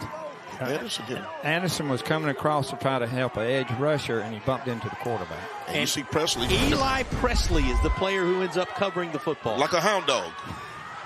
Right on top of it. Here comes the first down play, and it's going to be stacked up after about a yard. Elvis would be proud of it. Yes, he would. Yeah, our own edition of EP right here. He deserves some cool, refreshing lemonade in the football game today. Certainly going to be a candidate for the all-moniker team at the end of the weekend. Absolutely. Eli Presley has his moment returning, or recovering, I should say, the fumble. But, Coach, you said it. That was just a matter of bodies getting tangled on the offensive side of the football. Just like that, Summerville is set up nicely to reclaim the lead. Yeah, and I think he was coming across to help on the protection and ended up scraping the quarterback. Well, plenty of field behind him as he stands right on that South Carolina State logo for Kafina to work with. And he's also got plenty of help when you talk about Williams for him to work with. And Williams is going to be good. Third down coming at around the... Looks like the 37-yard line. You want to talk about the guy who's on your screen right now. That kid right there we haven't talked about a lot. He's another project. He's another prospect. Julian Walker, 6'6", 244. P4 on the horizon. He looks the part. He plays the part. He's been big in this ball game, by the way. 40 is Smith, but 41 has been around the ball a lot as well at 6'6". Playmakers abound on the Dutch Fork side. Defensively, this team surprisingly given up a couple of scores already. Summerville looking for another in this third down, and they swing a pass out left side. You saw that coming a mile away. They try to give Williams a head of steam. A flag comes in here after he picks up about 3. Going to be interesting to see what the call is. Did you spot anything there, Coach? Stacy and I both thought when you see something like there, it's probably a wide receiver holding on that little flare pass. Just judging by location, that would be the most logical outcome. A lot of discussion, though. I thought I saw maybe a second flag might have come down after the play as well. They got a little deacon board meeting about it right there on the field. Well, they're standing over the one most prominent at the 32-yard line. We'll see. Beauty of modern technology. Yes. You'll get to hear from our head referee. Coach Knott's looking to find out some information as well, looks like over there. Here comes the call. Holding. Offense. 10-yard penalty. Repeat the down. So this time they will take the penalty on third down, back them up to the 44-yard line. And it's going to be third and a mile for Summerville now. Well, it's rolling through the mind of the Dutch Fork head coach right now. You had a chance to visit with him, attend practice this week, walk through some things with him. What kind of sense did you get from Coach Knotts this week? He's always confident, and he always has a plan, and they always precision practice. He coaches them up. He coaches them hard, but they also respond to his hard coaching. Well, he's asking for them to step up here on this third down, and they're going to call it 18. And, yep, flag comes in for delay. And instead of third and 18, you're looking at third and 23 now. Two of those penalties they've had in plus yardage situations. You can't be happy about that, Coach Rafferty. Game. Offense. Third down. You know, you talk about spending time with Coach Knotts. We asked him before the game and walking around on the field with him just a bit, how long will you give yourself to enjoy it if you're successful this time around? He said, I'll celebrate it until Christmas. Now that's longer than usual, but he can do that to Christmas this time because it's only going to be a week and a half or so away by the time these championship games moved back a week are handled. But he'll give himself to Christmas was the response. His team locked into a battle right now, though, and his secondary and Elgin Sessions able to get a hand in there. There is, however, a flag just above the MEAC logo as the contact came in. The right arm was on the waist, and for a second, it looks like they weren't going to call it, and the flag came in late. Probably the right call, but his right hand was on the waist of the receiver, but he did a great job with that left hand. A lot of times they let that go. Technically, the right call. Well, it was after couple of penalties backed up Summerville. Here's the call. Pass interference. Defense. 15 penalties from the previous spot. Replay. Third down. Well, you heard Stacy describe it. What did you see there, Coach? Well, I want to go back to the previous play when we had delay of game. A lot of times the second quarterback doesn't have to worry about a 25-second clock. And here you can see it's very small in the corner of the end zone. And locating that in a setting that you're not used to is different from their home field. And he probably hadn't had to play in many situations where he's got to look at a 25-second clock. And it's not a random Friday night either. It's happening in the state championship environment. The little things that a coach is going to pick up on. He rolls right, throws left, but waiting in center field is Elgin Sessions, and there's the takeaway Dutch Fork was waiting for. A turnover responded to with a turnover, and here's an Elgin Sessions INT. You know what Pyrite is? Pyrite is fool's gold.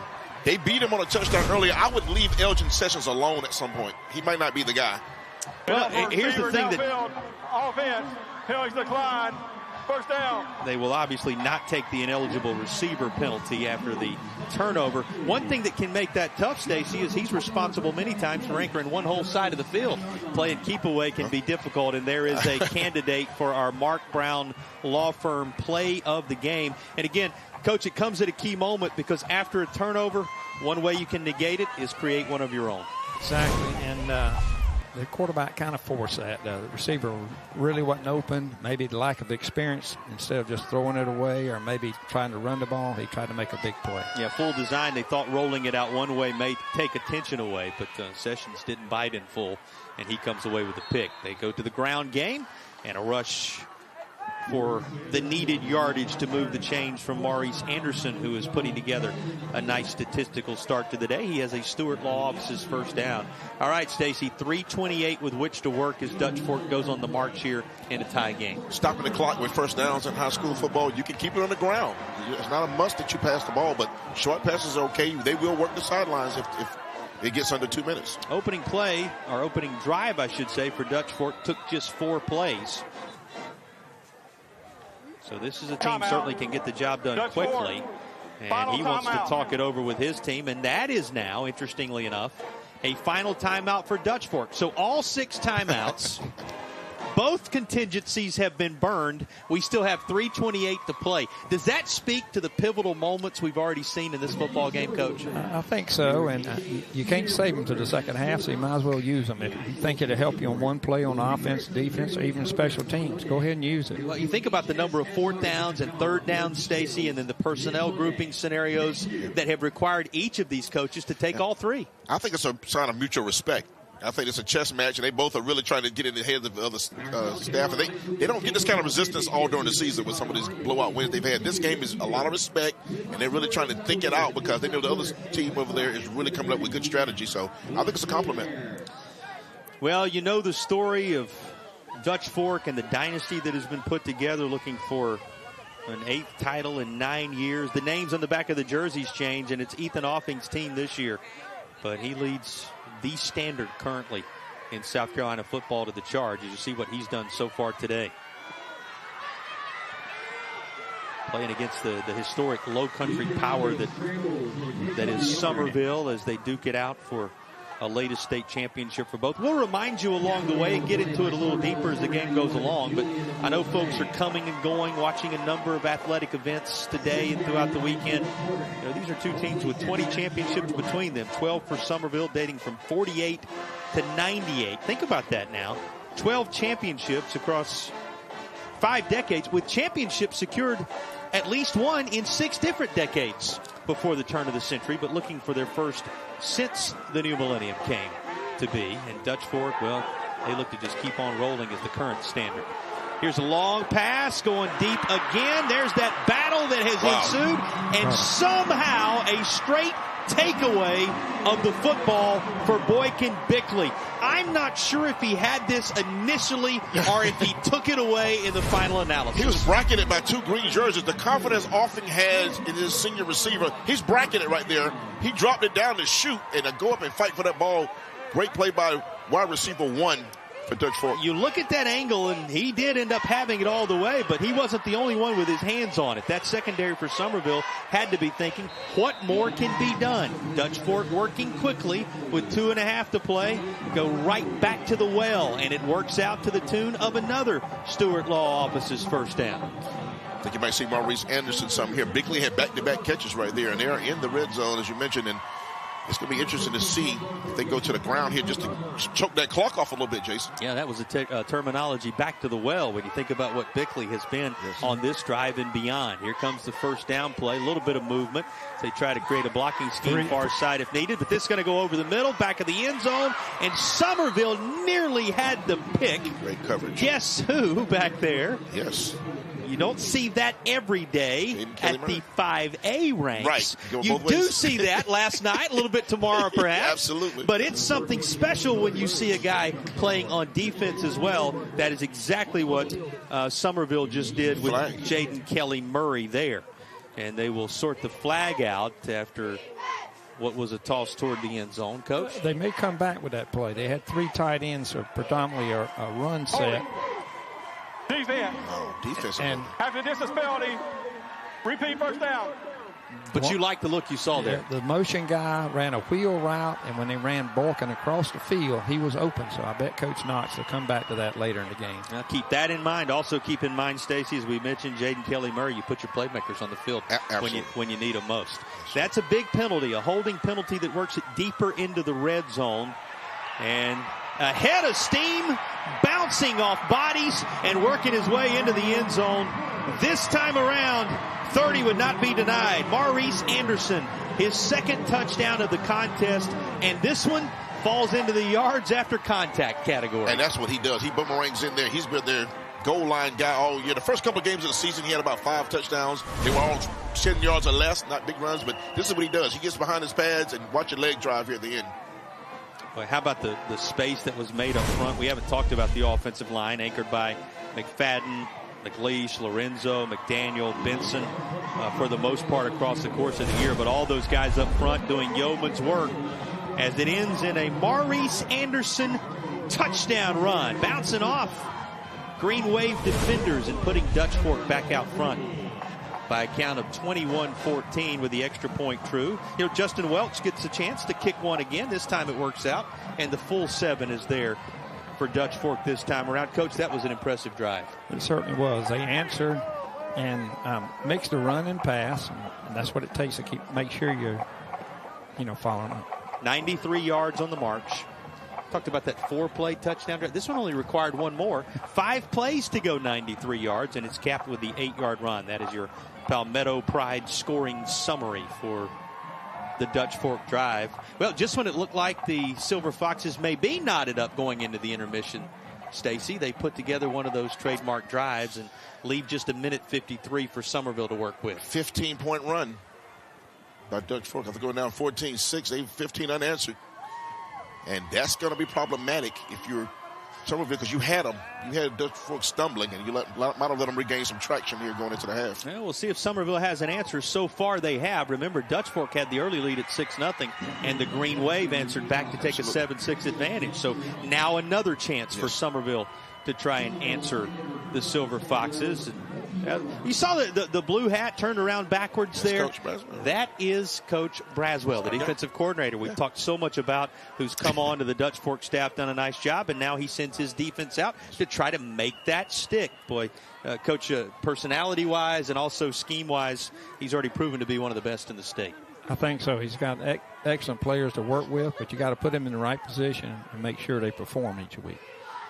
He said in an interview I saw earlier this week, it's the first group he's had for all 4 years. He's had them from freshmen to seniors, this defensive group, and that's just like his babies. Summerville keeping it on the ground.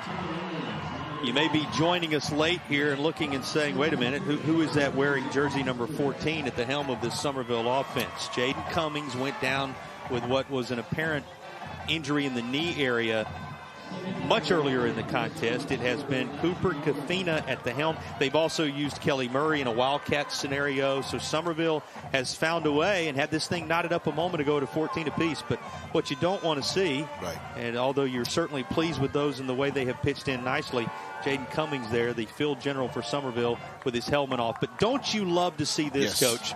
He is coaching up his teammates and showing you what sportsmanship and what camaraderie is all about. And believe me, his backup appreciates that, giving him that support and telling him what his mistakes are.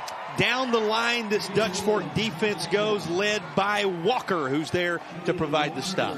Julian Walker is emerging, folks. This is a name you're going to hear this summer and next year on the recruiting list. This is big-time penetration right here. And look at him getting up that block. And he can run. 6'6", can run with it. I think big time is a good terminology for you to use because he fills the screen up when he is on it. Third down from behind the sticks for Summerville. They're going to need the 30-yard line. Will the Green Wave? They've got 30 seconds on the second quarter game clock. We'll see just how much Summerville. I'd be surprised if they passed it here. Opens things up. That was exactly where I was going with that, Coach. You see what they decide to do with so little time left. Who gets the ball to start the third quarter? And you'll never know, would Dutch Fork have tried to use their timeout there in order to stop the clock and get another chance? Because guess what? All timeouts are gone. They've used them all up. As you mentioned, they're on zeros. So that's not an option. They're going to head to the locker room, and what a first half of football. Well, Dutch Fork jumped out to a 6-0 advantage. Summerville surged ahead, led it 14-6 at one point. But it's been an unanswered scenario for Dutch Fork since. And the Silver Foxes lead at 21-14 in search of a third straight title and their 9th overall as a program. And we're going to get to hear from Dutch Fork head coach Tom Knotts as his team is locked into quite a battle with one of the powers in the history of South Carolina football as they duke it out with Summerville. Let's get the thoughts of the Dutch Fork head coach, who's with Jack. Appreciate you guys sitting down here with the legendary coach Knotts. 1-score lead end of the half. How the boys feeling? I couldn't hear you. How the boys feeling with a 7-point lead end of the half? Well, we had a good drive there at the end, but we're performing like it's the first game of the year. We've got about 6 catastrophic mistakes that are really hurting us. So, we got to get in there and talk about some things and get it straightened out second half. I love that. What's the message coming out of the half? Obviously, you've got 30-plus seniors on this ball club with a chance to leave with a state championship. Yeah, we're doing things that are uncharacteristic of us. We've lost our poise a little bit a couple of times. Some of our guys who are college-bound, I just hadn't seen that this year. And then offensively, our lack of execution puzzles me. We appreciate your time, Coach. Yes, sir. I will send it back up to you guys upstairs. A coach's cup is so often half empty when you think about what it takes to keep everything in line and in order. Those are the thoughts of Coach Knotts as he pursues a latest state championship for Dutch Fork. Field general, they keep battling back. And the Green Wave very much in the thick of things, but you got to take it away from the champs if you're going to win it in 5A. And Dutch Fork leads at the half.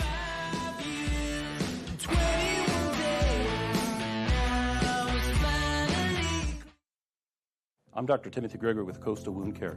Are you living with a diabetic or chronic wound? A wound that won't heal can lead to serious problems, even amputation. At Coastal Wound Care, we provide the most up-to-date treatments, including negative pressure, compression therapies, and skin substitutes. Call Coastal Wound Care now and start healing.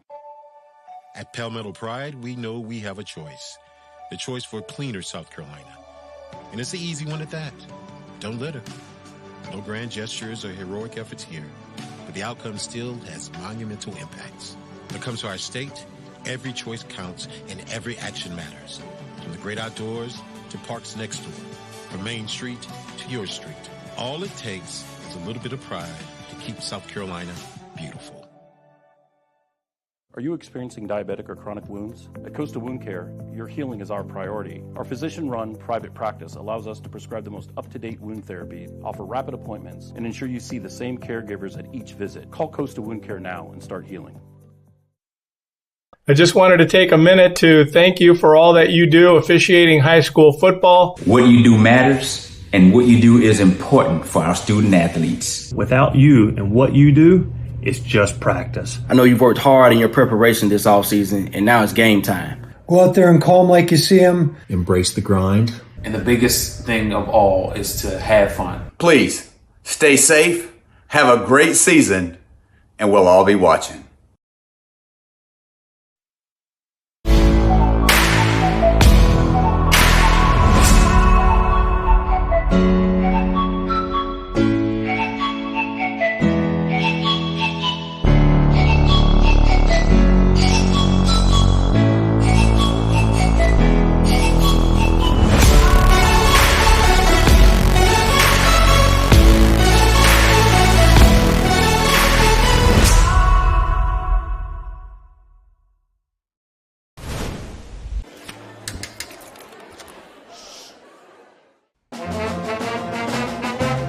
Conductor, how about something new? You played this last year. Come on, get your head out of your sacks. Shh, we're trying to hear. Well, I'm sick and tired of hearing your kid play the wrong notes. Where's my kid's solo? At least you can see your kid. Why is my kid stuck way in the back? The conductor only plays his favorites. My kid heard that solo! You say mine did? Yeah, come on!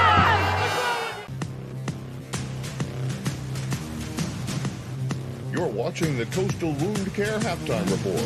Heal faster with Coastal Wound Care.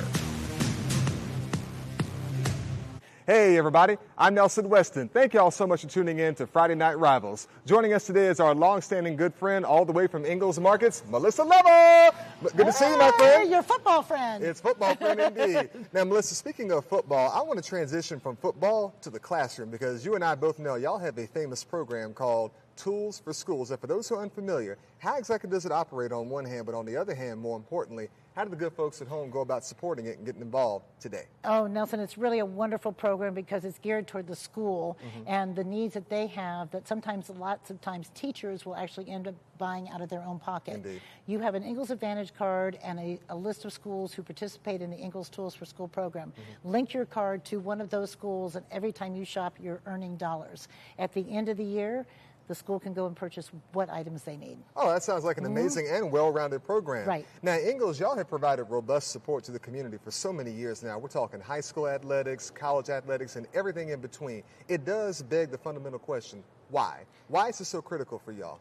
Well, it's not just sports, but it's also educational programs, but we're the home team. Ingalls is your hometown grocery market, so you are also supporting our home teams. It's really important for us to be a part of that community. We love being part of that, and we're blessed to be able to do that. Lots of those students work at our stores or graduated from those schools. We see these people in church. We see these people at work. This is a really big deal for us. Might be a big company to look at us from the outside in, but we like being beacons in our own communities. Y'all are beacons indeed. All outstanding work. Now, Melissa, very quickly, you and I both know no great game is complete without delicious, mouth-watering good food. What are some of the most popular items on y'all's menu? Oh, my goodness. You have to start off with a wonderful boar's head sub, just absolutely good with all the trimmings, great fried chicken, all the sides you could possibly want, a wonderful salad bar, a wing bar, olive bar. I mean, I don't know if I could decide. I just have to go get a big old wheelbarrow and take it all there, plus all the things you need like chips and drinks and paper plates. One-stop shopping place for all your tailgating. All fantastic work indeed. Well, Melissa, thank you so much for your time here today. Thank you, Nelson. All right. We'll be back in just a moment. Christmas. Hurry, they're going to be up soon. When families and communities come together in the spirit of peace on earth and goodwill towards men. Operation Silent Night and Still on the Fence. Okay, we're ready. At Ingalls, we know that Christmas isn't just a holiday. It's a feeling to embrace all year long. Ingalls, your neighbor for over 50 years. I am glad I'm here because it's really helping me. I have a lot of things I want to do. I like being in charge of others. My confidence has really built up since I've been here. This place has showed me, like, it's not good to run from your education. It's a really great place. You got people here that are willing to help you. It's something that's going to get you through every day. It's just something you have to have. And they're making it possible for me because if I wasn't here, I would not be in high school. The innocence of youth. Is there anything any better? But soon they'll be in high school and facing all the same challenges you faced. How to make friends, how to fit in, how to be cool. We want our children to have everything they'll need to live fulfilling and productive lives. Make sure the kids in your family are among the more than 12 million participants in America who take part in high school sports or activities.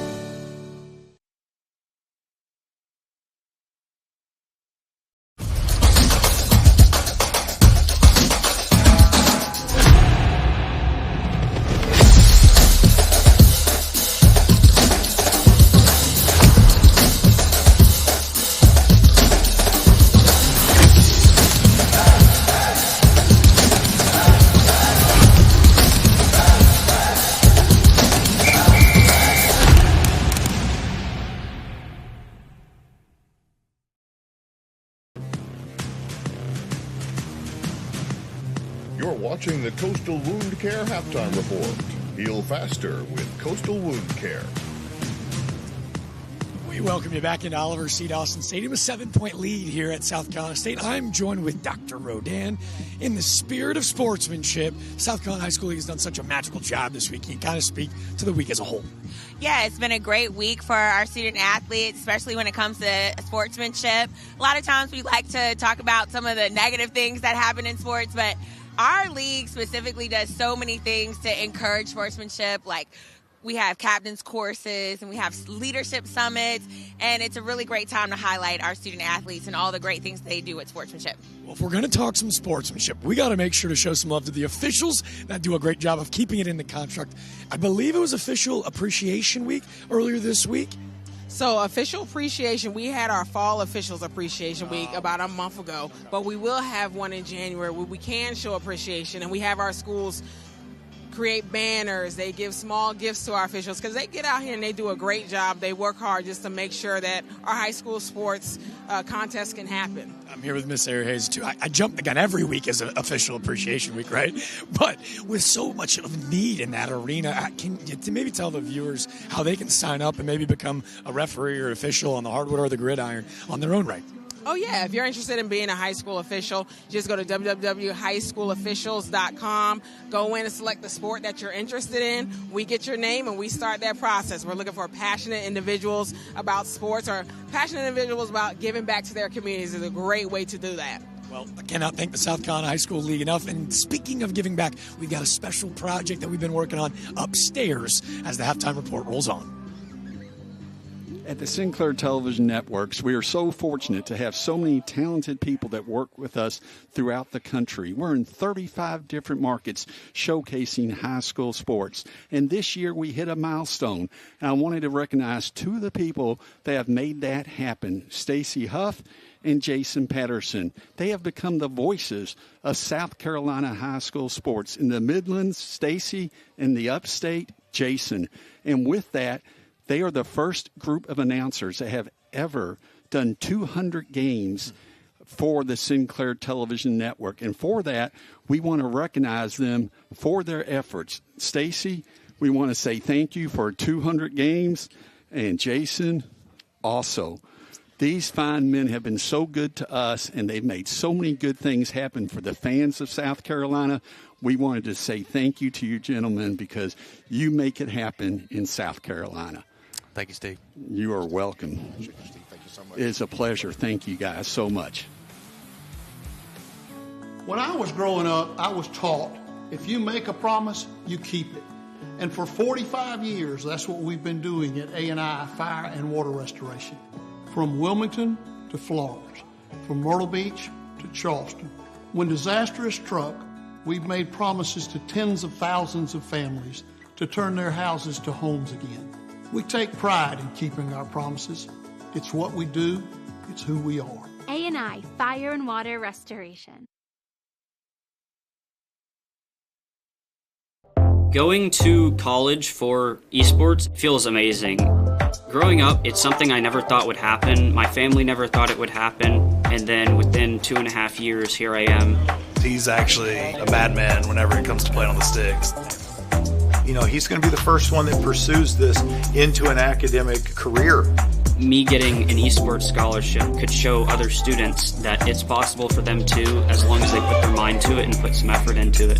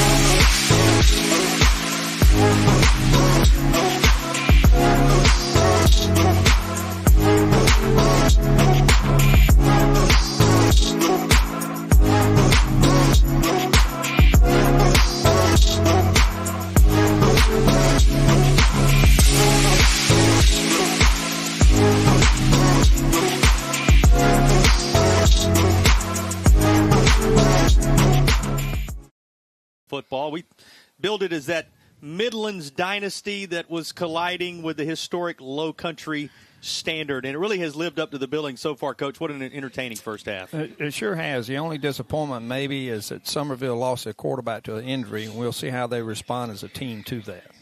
Stacey, plenty of highlight moments in this first half. Oh, man, it's what was advertised, and you see coming up right here. The game started off real quick with a drive, just sliced and diced right down, chunks of yardage for Dutch Fork, and then the answer back with a perfect throwing catch, Jaden Cummings. Yeah, right after the Anderson touchdown, a drive, the extra point was good, and Summerville able to build on that. As you see the job that was done on the Summerville side of things with Williams getting it in the end zone. Summerville took the lead, led it 14-6 at one point. That's when Bickley became involved. Yeah, Fork and Bickley, they've been a deep threat all the time. Took a short pass that time and scored, and then the turnover, another turnover, and right here, huge turnaround, might have changed momentum. The way you negate a turnover, Coach, is to take it right back. Get it right back, change the momentum back to your team.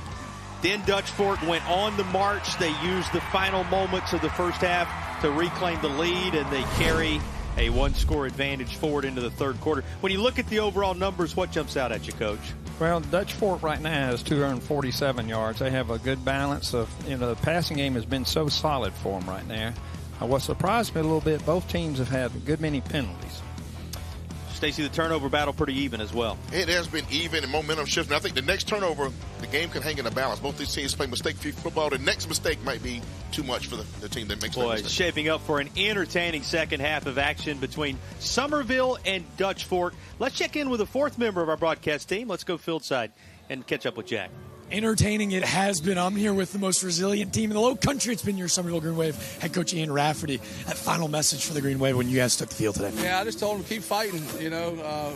We left some opportunities on the field right there. We had a chance to take the lead after the turnover, then we gave up a big play there before the half.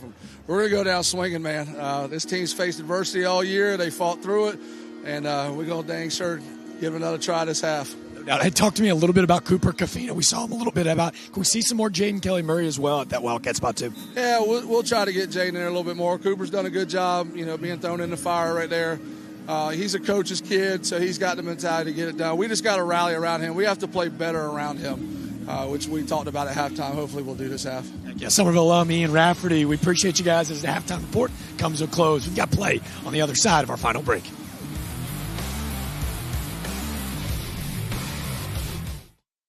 Drove a 26-foot box truck. Somebody was in the wrong lane coming straight at me, and he couldn't correct, and the whole truck laid over and landed on my shoulder.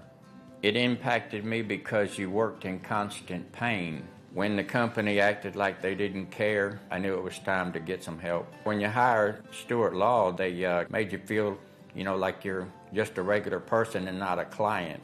I would just recommend anybody having troubles to call Stuart Law. Is your child struggling in school? Do you know a child 16 to 19 years of age who has dropped out, lacks discipline, or is on a destructive path? Then give the Will Lou Gray Opportunity School a try. The military-style school provides an alternative education to young adults in need of a second chance by offering academic instruction by state-certified teachers and job-based training. Students live on campus during the 14-week program, which is virtually free. For more information, call us or visit willlougray.org. Every morning we rise before the sun, driven by passion, fueled by determination. We train hard, we stay focused, and we never give up because we know that every drop of sweat, every ounce of effort brings us closer to our dreams. But it's not just about the physical. Staying healthy and hydrating is key. Dairy gives us protein, electrolytes, and other key nutrients we need to recover and stay strong. Because greatness isn't just built on the field, it's built in the choices we make every day. Milk's got game. Do you? What rhymes with great? Participate. Where does greatness start? Here, in the classroom. On the stage. In the pool. On the field. Where will your greatness take you? To better grades. To more friends. Yeah! Be great. Participate!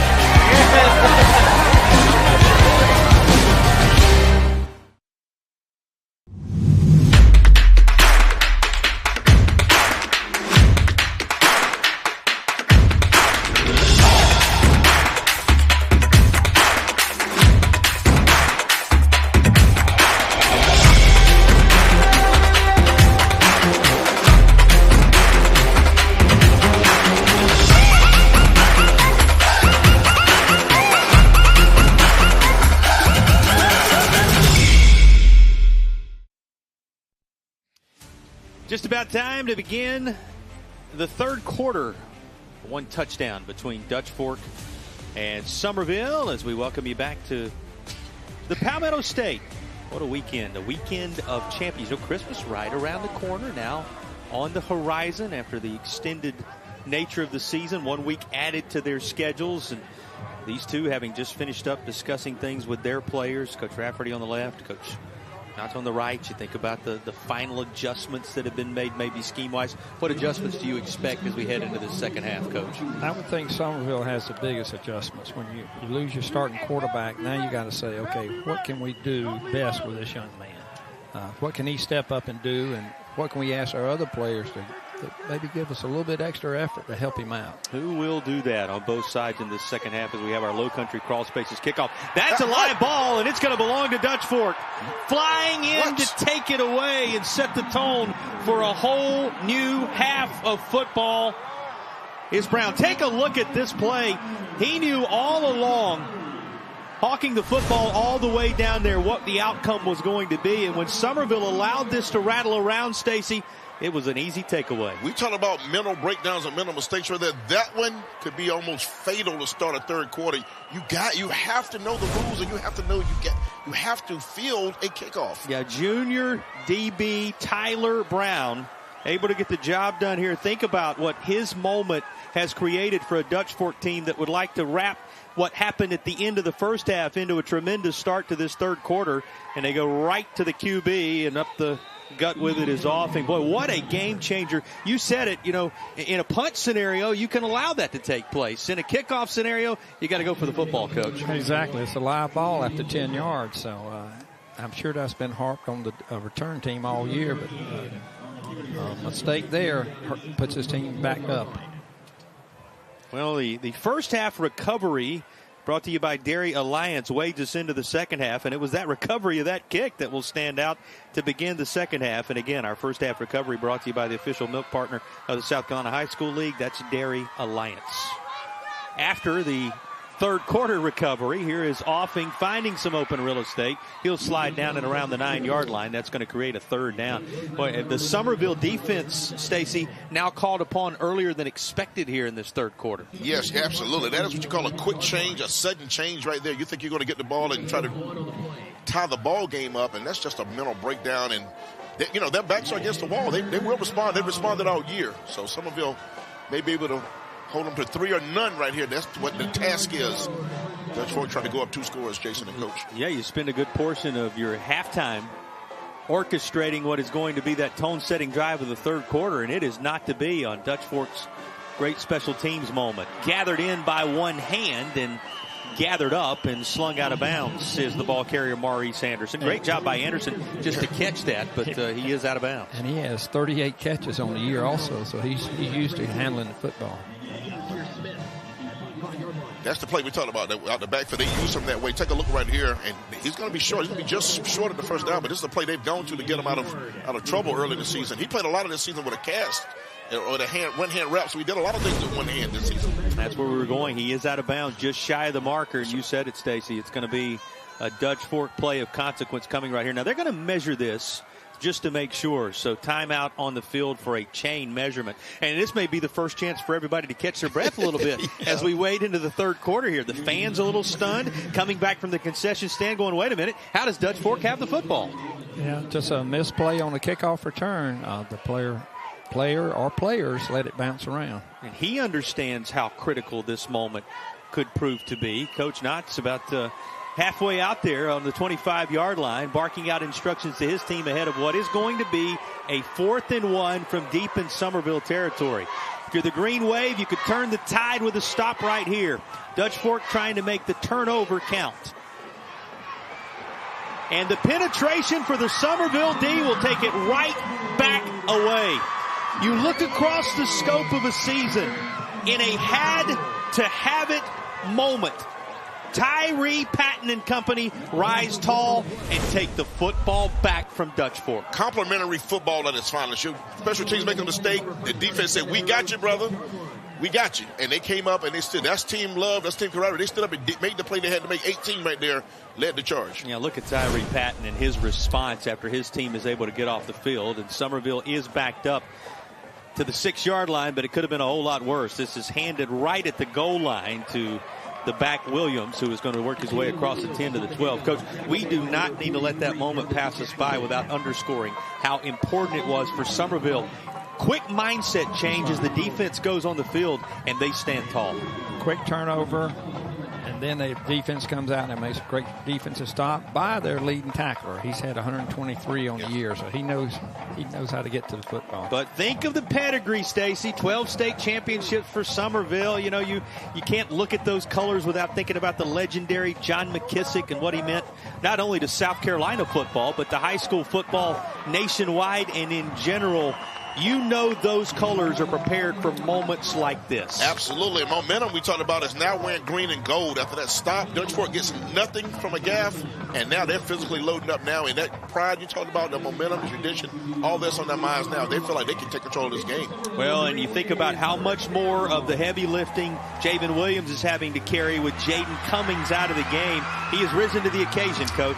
He's a first-class back, and I'm sure that backup quarterback appreciates having him in the backfield. Absolutely. Vintage Summerville football, Stacy, and he has provided the major moments thus far. He and the combo of Jaden Kelly Murray, they have stepped up in the absence of Cummings. Yeah, the youth will be served, and it has been serving Summerville with the hope and optimism they have in this ball game. Down 7, they've been kind of carrying the load, the youngsters. Well, we invoked John McKissick's name for those who maybe are new generational football fans. 594 wins across 59 years at Summerville. That stands as a national record. He was 594, 144, and 13. The next closest guy in the state, Willie Varner, in wins, had less than 400 of them.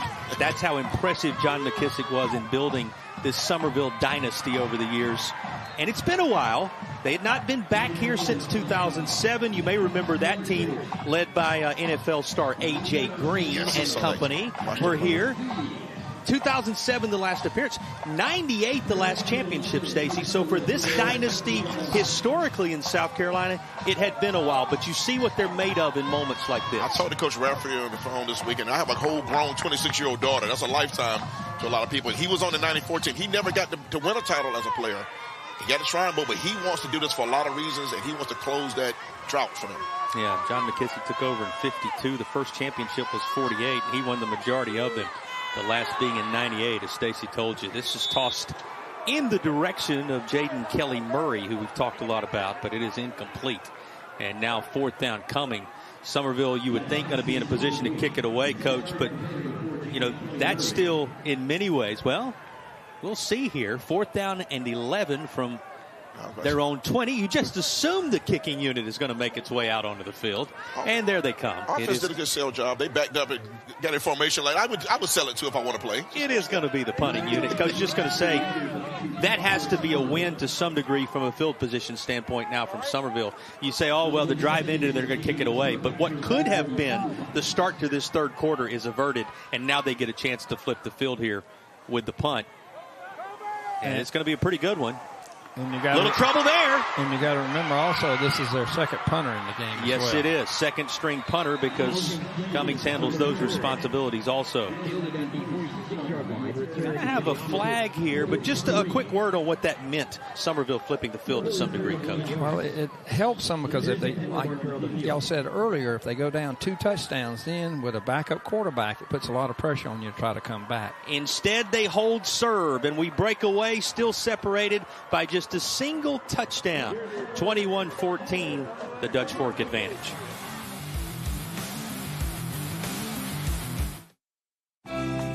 Dual enrollment's like a double scoop with a cherry on top. High school credits for me, college credits for me, and no stressing about cost for Dad.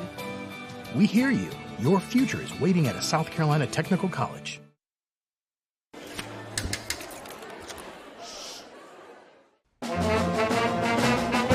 Hey, conductor, how about something new? You played this last year. Come on, get your head out of your sacks. Shh, we're trying to hear. Well, I'm sick and tired of hearing your kid play the wrong notes. Where's my kid solo? At least you can see your kid. Why is my kid stuck way in the back? The conductor only plays his favorite.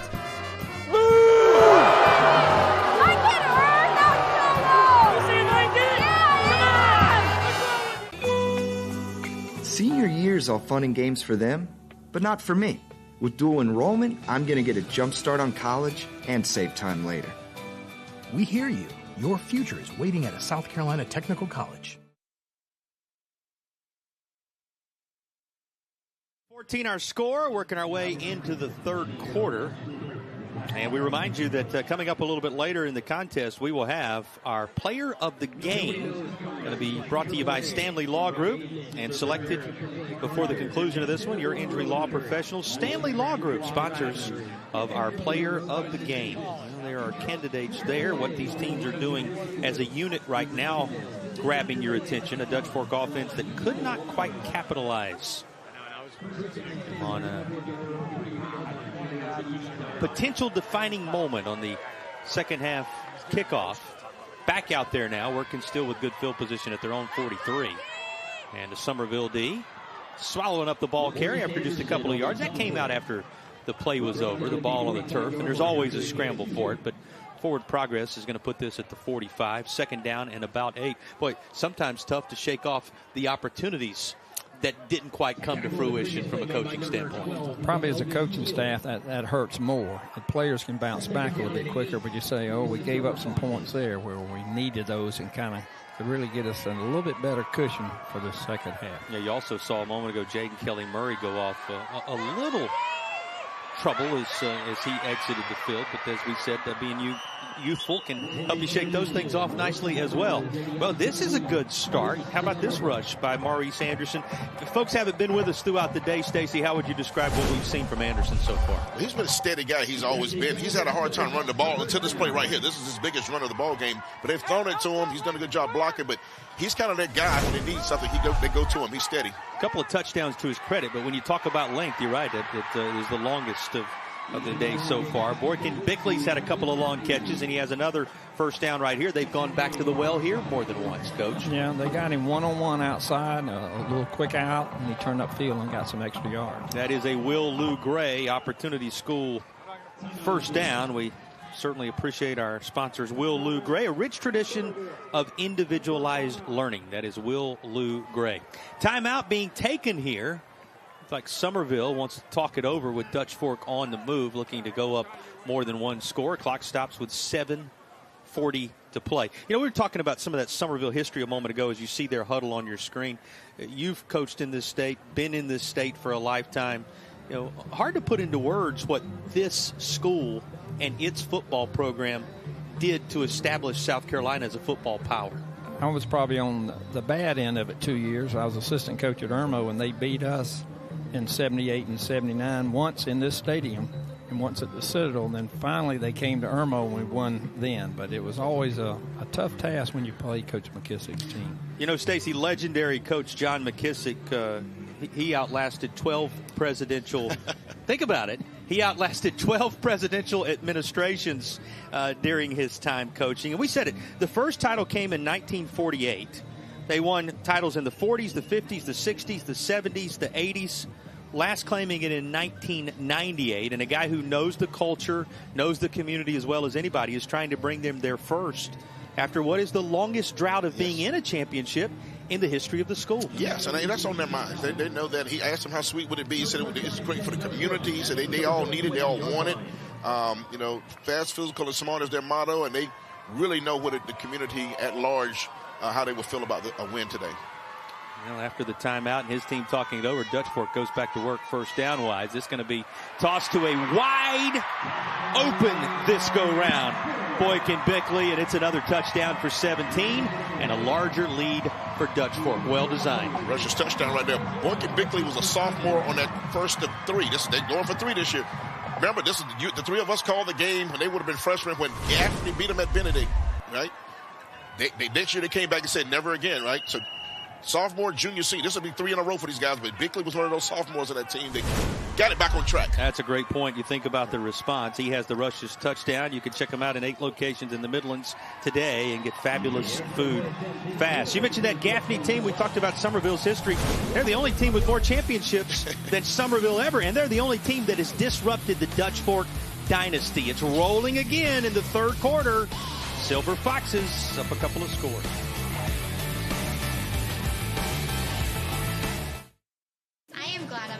Because it's really helping me. I have a lot of things I want to do. I like being in charge of others. My confidence how really build up to be here. This place has showed me it's not good to run from your education. It's a really great place. You got people here that are willing to help you. It's something that's going to get you through every day. It's just something you have to have. And they're making it possible for me because if I wasn't here, I would not be in high school. The innocence of youth. Is there anything any better?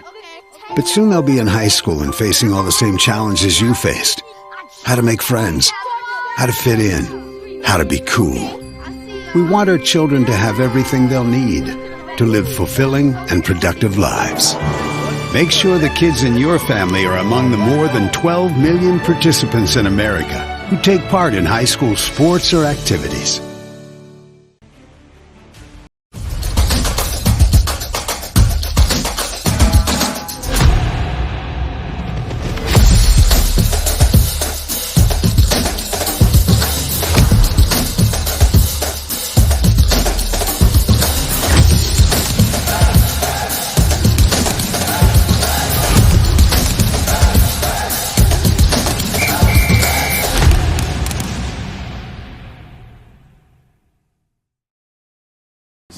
You kind of look at them as the historic program in the Low Country, but a little extra today because they're up against the current dynasty in South Carolina. You've got a collision of what was and what is right here in the present. Shout out to my good friend and fraternity brother, Dr. Sterling Harris, the Summerville alum. He bristles sometimes. I talk about Dutch Fork. He's like, hey, don't forget Summerville. They want to get back in the conversation. Abbeville's still talking about a lot.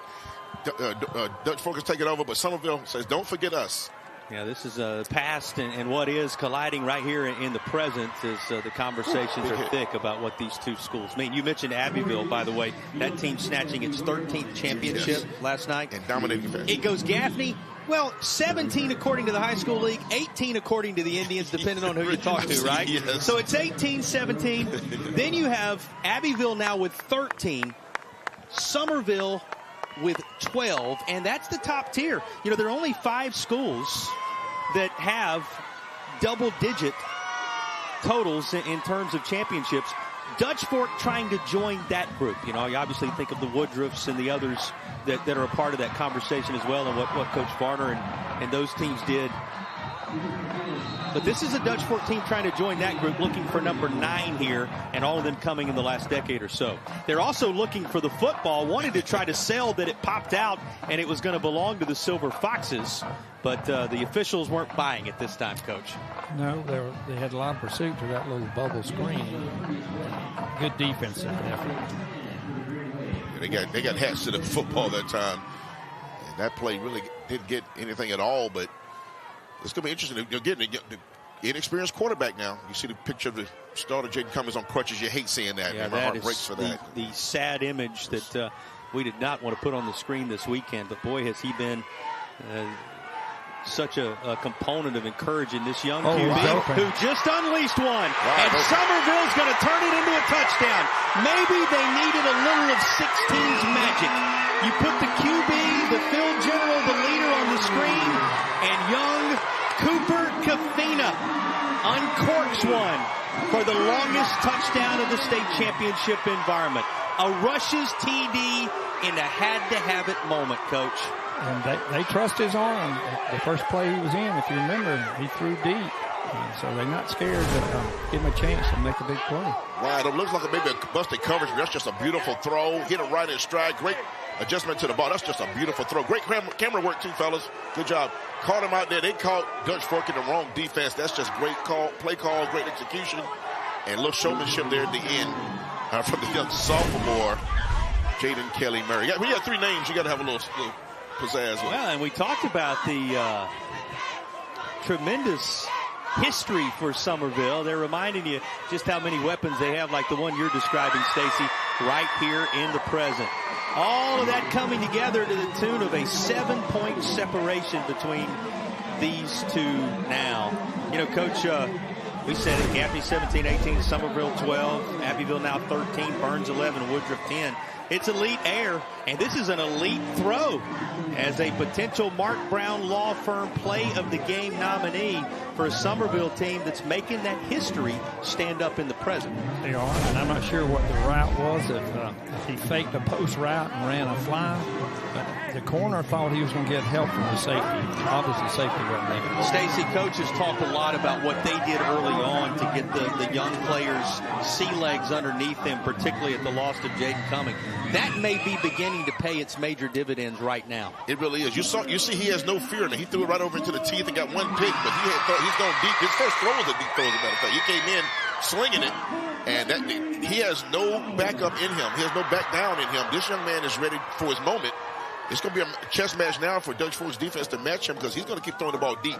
If they hit him, they may walk out of here with the chip. Isn't it amazing how the storylines develop unto themselves? Never quite what you thought it was going to be. You can bill it this guy, that guy, but now we're looking at an individual on crutches and a young quarterback prospect who comes in and seizes the day for Coach Rafferty's team. You just have to battle, Coach. You do, and we saw earlier from the highlights that the starting quarterback was helping that backup quarterback. He came over and was probably telling him, this is what I saw, this is what you need to look for from his experience. And so that's a big help for that backup to know that the starter is helping you out. Well, as we have our Low Country Crawl Spaces kickoff, I guarantee you there are folks in the Low Country who it is not lost on as the return is to the 32-yard line, and that's where Dutch Fork will take over. Still got a little extracurricular going on up around the 40-yard line as these two, with a great deal of energy, battle it out for the championship before Offing comes out to take over this particular drive. 227 yards, a couple of touchdowns. It's fairly impressive what we've seen so far from the QB.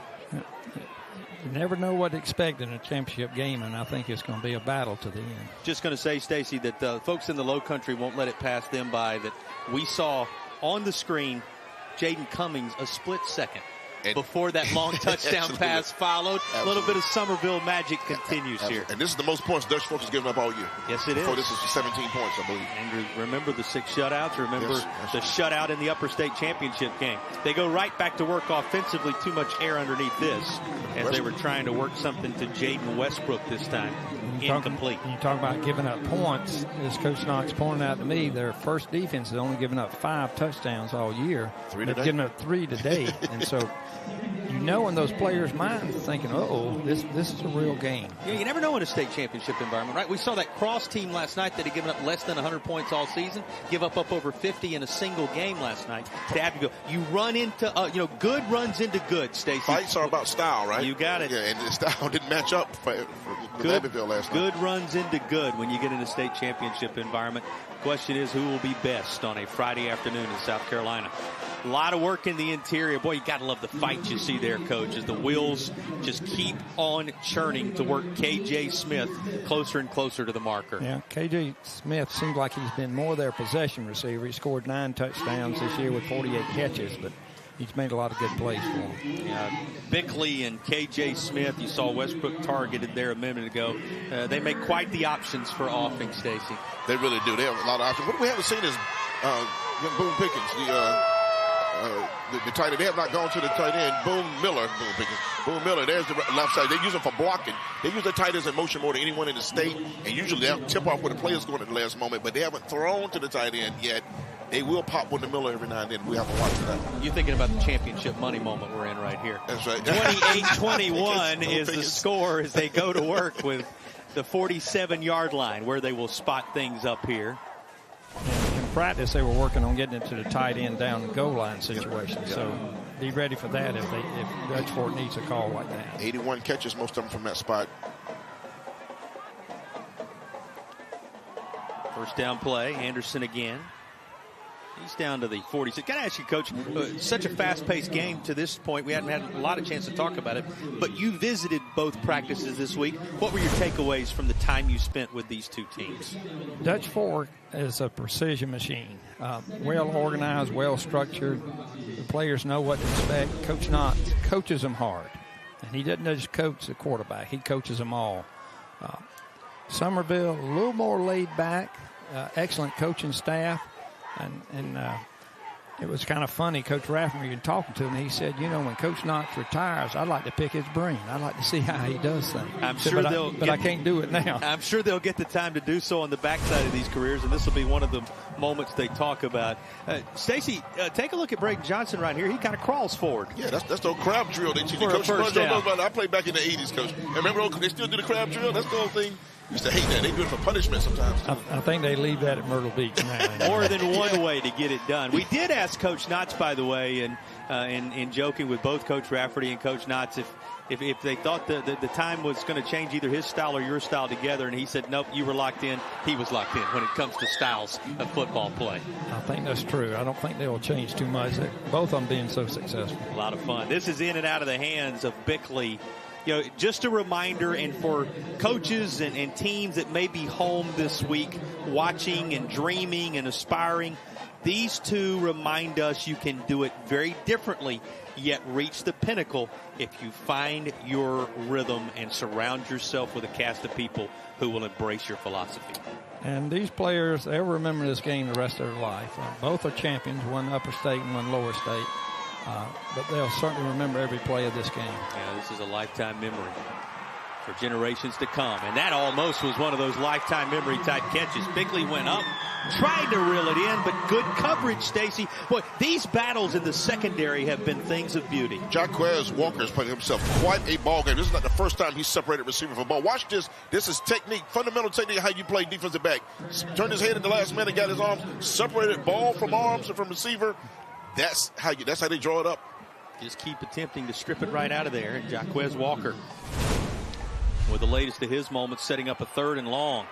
Pitch at the last minute. Good cut, but waiting in the wings was Melvin Till, and he's able to make the stop well shy of the marker, and Summerville forces the 4th down. There is Melvin Till once again. Take a look at this play right here. I saw him on the basketball court. I mentioned in the lower state finals for Summerville. A heck of a basketball player. Holds a scholarship offer for basketball. Talking to Coach Rafferty, he says he wish he had him for at least one more. If he'd had him for another year, and this back channel, they're still talking. They think they may get a PWO offer for him in football before it's said and done. All right, the punter is the quarterback, Ethan Offing. So what do you keep in the back of your mind here, Coach? Well, they've had about 4 or 5 fakes in practice. Let's see what they'll do. They're in the part of the field. Oops. Movement. Well, we won't get to find out yet. Movement on the end of the line. It's going to be a false start. We will say this. The field position is kind to exactly what you're talking about here, but they're going to have to do it from about 5 yards further back. It's going to be 4th down and about 12 now. Yeah, whatever they were going to do, it might have been tipped off there, but it was a movement. Somebody liked the play so much they couldn't wait to get started. Eager to show that extra wrinkle off the playbook. Here's the 4th down. They're definitely kicking it now. Return man down at the 11-yard line for Summerville. Well, another hold for this Summerville D. With just under 3 minutes to play, the green wave to get the football back. This time they'd be looking to tie the game. That's going to take a Summerville bounce, and somebody from Dutch Fork will have to cover it up. It'll happen at the 15-yard line, and the green wave, Stacy, suddenly right in the thick of this thing again, with a drive that would even things up. This defense has played championship football, though. They've been very opportunistic. They bailed the offense out when they needed to. They've gotten timely stops. They've pressured. They've had Dutch Fork uncomfortable in a lot of situations. They played well enough to be right in the hunt of a championship game as we head toward the end of the third quarter. Well, and continuing, as we'll remind you from time to time, to do it with Cooper Kafina, the backup QB, who came in once Jaden Cummings very early in the game, worked his way aside, and you've seen him on crutches since. But the surrounding cast of Jaden Kelly Murray, Javen Williams, they have all elevated their game in the championship moment. 2nd down coming as Williams comes back into that huddle. 2 and change remaining in the third quarter. You know, the stadium lights becoming prevalent here. Daylight starting to give way in Midlands of South Carolina, and beginning to be prime time in the 5A Division I title game. Screen set up, but there to drive him to the ground was Michael Steed. How about Steed's lick that he placed on the receiver there? He's made the last 2 hits. He's thumping out there. Young man's getting stronger as the game goes on. Watch, this ball was bobbled. Could have been dangerous. Watch it. He didn't catch it clean. Quickly into the hands of Carson Gwynn, but Gwynn is met by Michael Steed. They're thumping out there. Makes it 3rd and 9. Summerville needs the 25-yard line. Unbeaten Summerville. Unbeaten Dutch Fork. 5A Division I title bout. And another key 3rd down. How many of these have there been today? A little bit of movement right side, and our official comes running in because Summerville has burned a timeout. Timeout. 2nd timeout. You know, you mentioned the indicator this is of the chess match. It's one thing to burn those early in the first half. It's another thing to begin to be without them in the second half. But Summerville utilizes another here, Coach.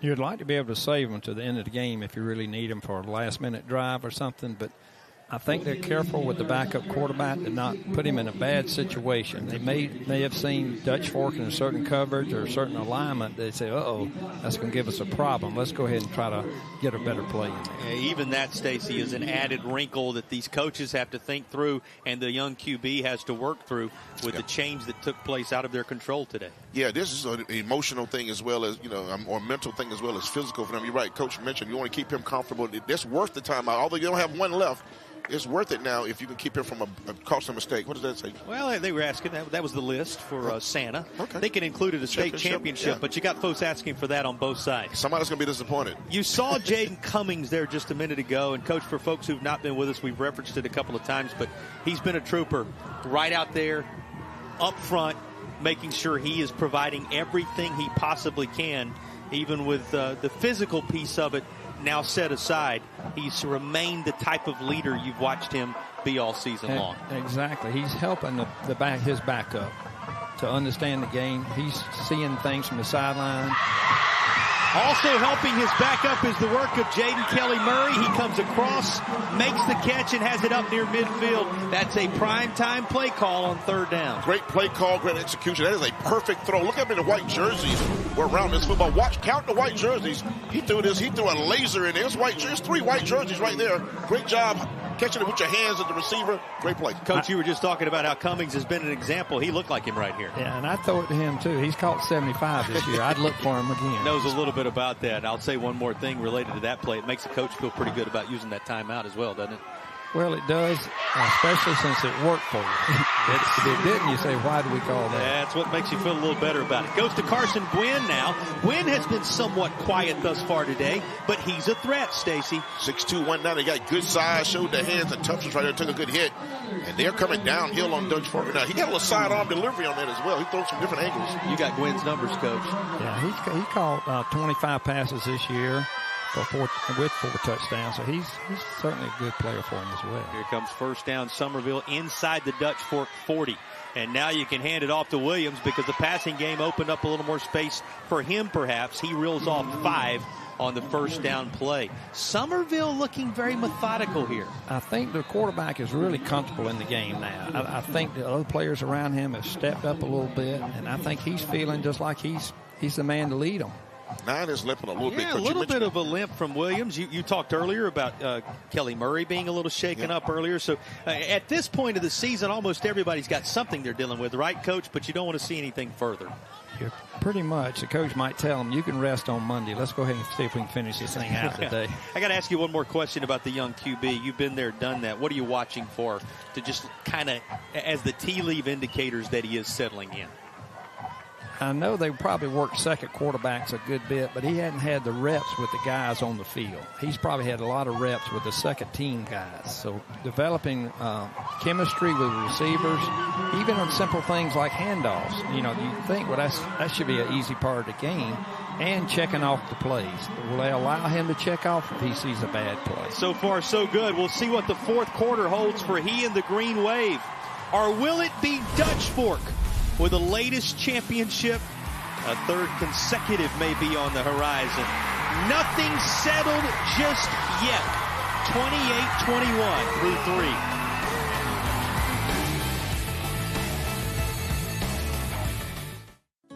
When I was growing up, I was taught, if you make a promise, you keep it. And for 45 years, that's what we've been doing at A&I Fire and Water Restoration. From Wilmington to Florence, from Myrtle Beach to Charleston. When disaster has struck, we've made promises to tens of thousands of families to turn their houses to homes again. We take pride in keeping our promises. It's what we do. It's who we are. A&I Fire and Water Restoration. We at the Stanley Law Group believe that we are the premier trucking accident law firm in South Carolina. We have the experience, the ability, the knowledge to pursue and to execute and to resolve these types of cases on behalf of our clients.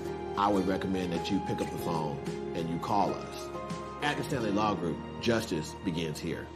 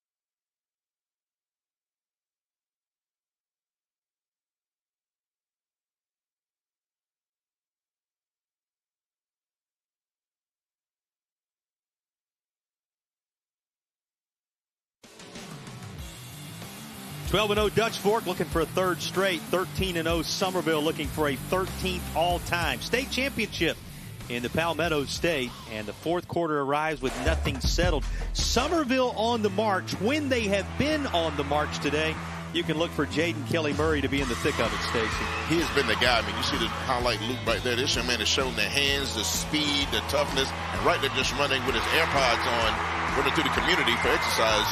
They got to keep out double coverage on this kid. Without his fourth down touchdown earlier in the contest, number 4 on a fourth, and these numbers overall, which includes 2 touchdowns and nearly 150 yards, Summerville is not in this spot.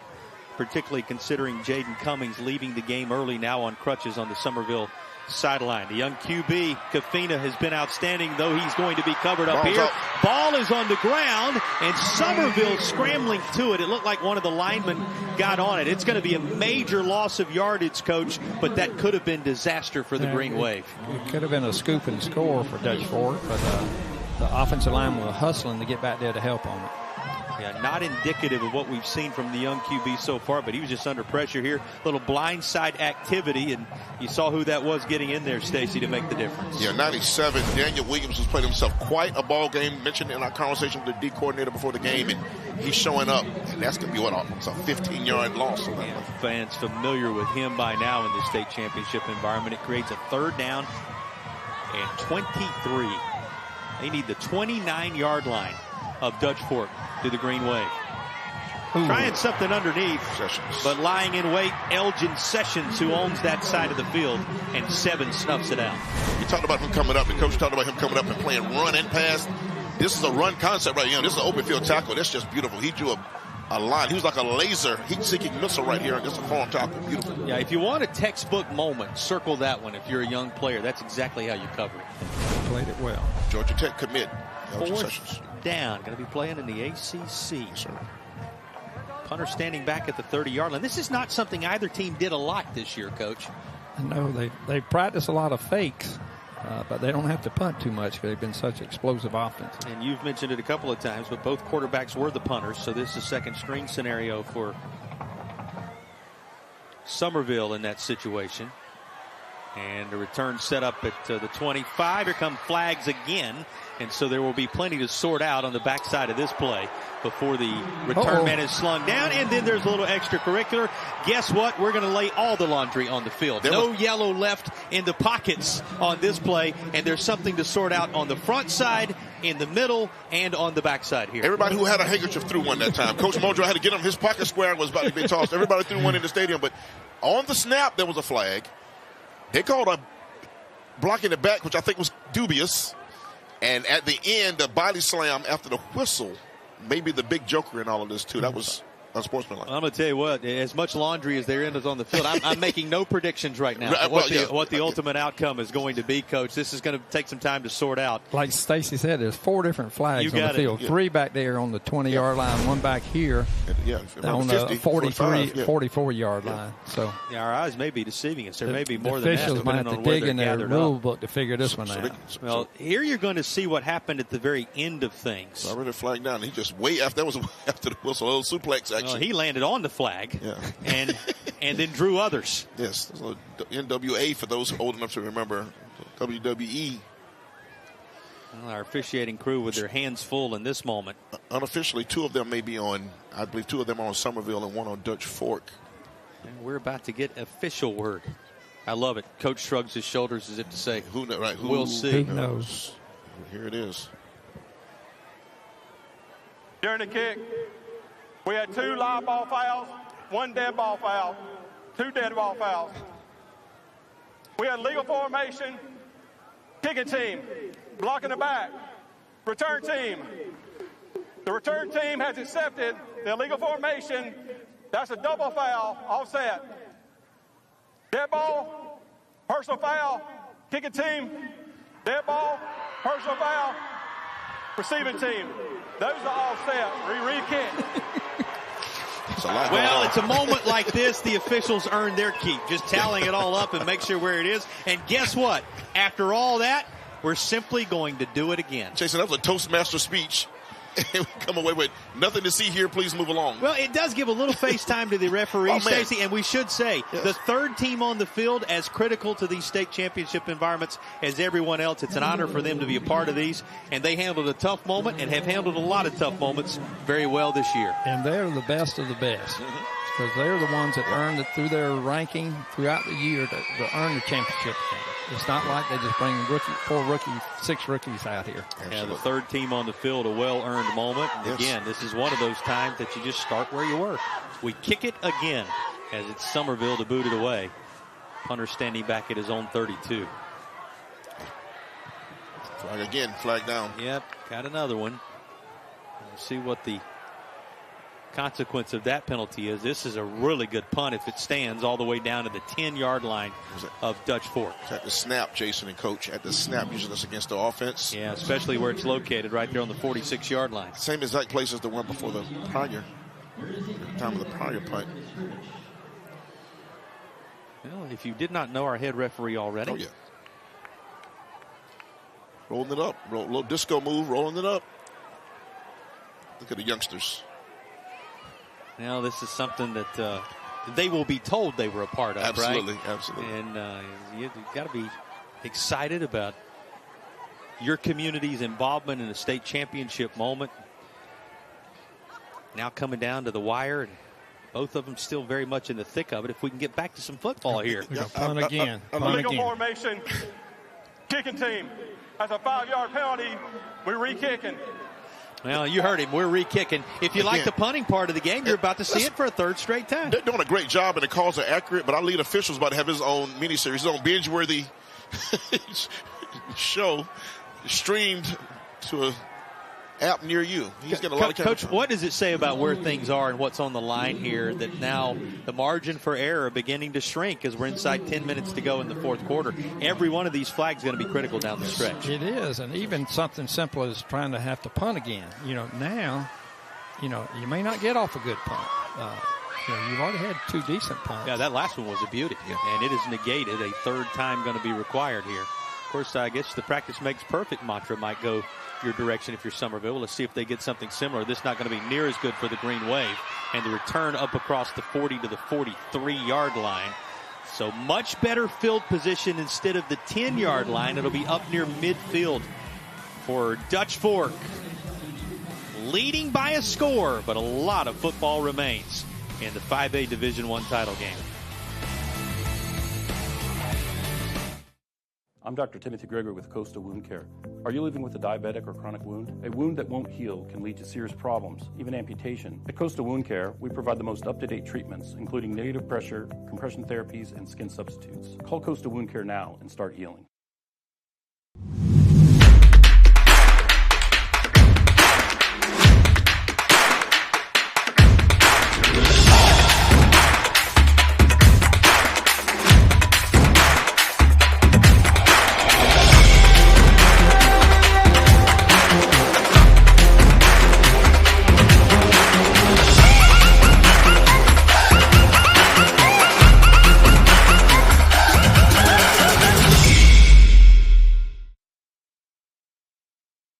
Are you experiencing diabetic or chronic wounds? At Coastal Wound Care, your healing is our priority. Our physician-run private practice allows us to prescribe the most up-to-date wound therapy, offer rapid appointments, and ensure you see the same caregivers at each visit. Call Coastal Wound Care now and start healing. Well, that tells the story. Getting a little deeper into the day, getting a little deeper into the 5A Division I championship game, and this one hotly contested with 9.5 to go. We'll have our defensive player of the game brought to you by Founders Federal Credit Union before the day is completely done. Might be after the sun goes down. We'll see how much deeper into the night this one goes, but that's at the end of the fourth quarter. The Founders Federal Credit Union defensive player of the game. Dutch Fork to work. It's the Summerville defense back out there now after a punt, a host of penalties, and a punt. It is Dutch Fork's to go back at it. It's going to be Anderson coming near side. Clock will continue to wind as he's down at the 46-yard line. That's going to be very close to first down yardage. Coach, as they give you one more look at Coach Knotts here. Yeah, the official on this side ruled it a first down. Coach Knotts is saying, okay, let's just keep the clock going here. Yeah, he likes to keep that clock rolling, certainly when he finds himself up a score here. Yeah, he's in a tighter contest than a lot of these have been. You go back to the Gaffney game in 21, the Indians came out on top in that one, but these 5A title games, which Dutch Fork has for the most part dominated, haven't always come down to the wire like this. His team looking for some separation now, but that is just out of Bickley's reach. That had potential. And that was one thing that Summerville had talked hard on the week. They said, don't let them throw the deep ball on. Cover, soft, make sure we make them nickel and dime us. Don't let them get the easy throws. Well, you see how close that was. As it's just in and out of his hands. Second down and 10. 46-yard line. Key drive for Dutch Fork here, Stacy. Yeah, absolutely. This is going to this will be huge as the clock ticks down toward 8 minutes. They're trying to keep that clock kicking down. Oh, this is a nice screen set up. There's Anderson out of the backfield as advertised, and he's all the way down to the 20-yard line. That's that bread and butter for Anderson you talked a great deal about early on. It's been their finishing move for about 2 seasons now. Even last year in the championship game, remember that play that's been there.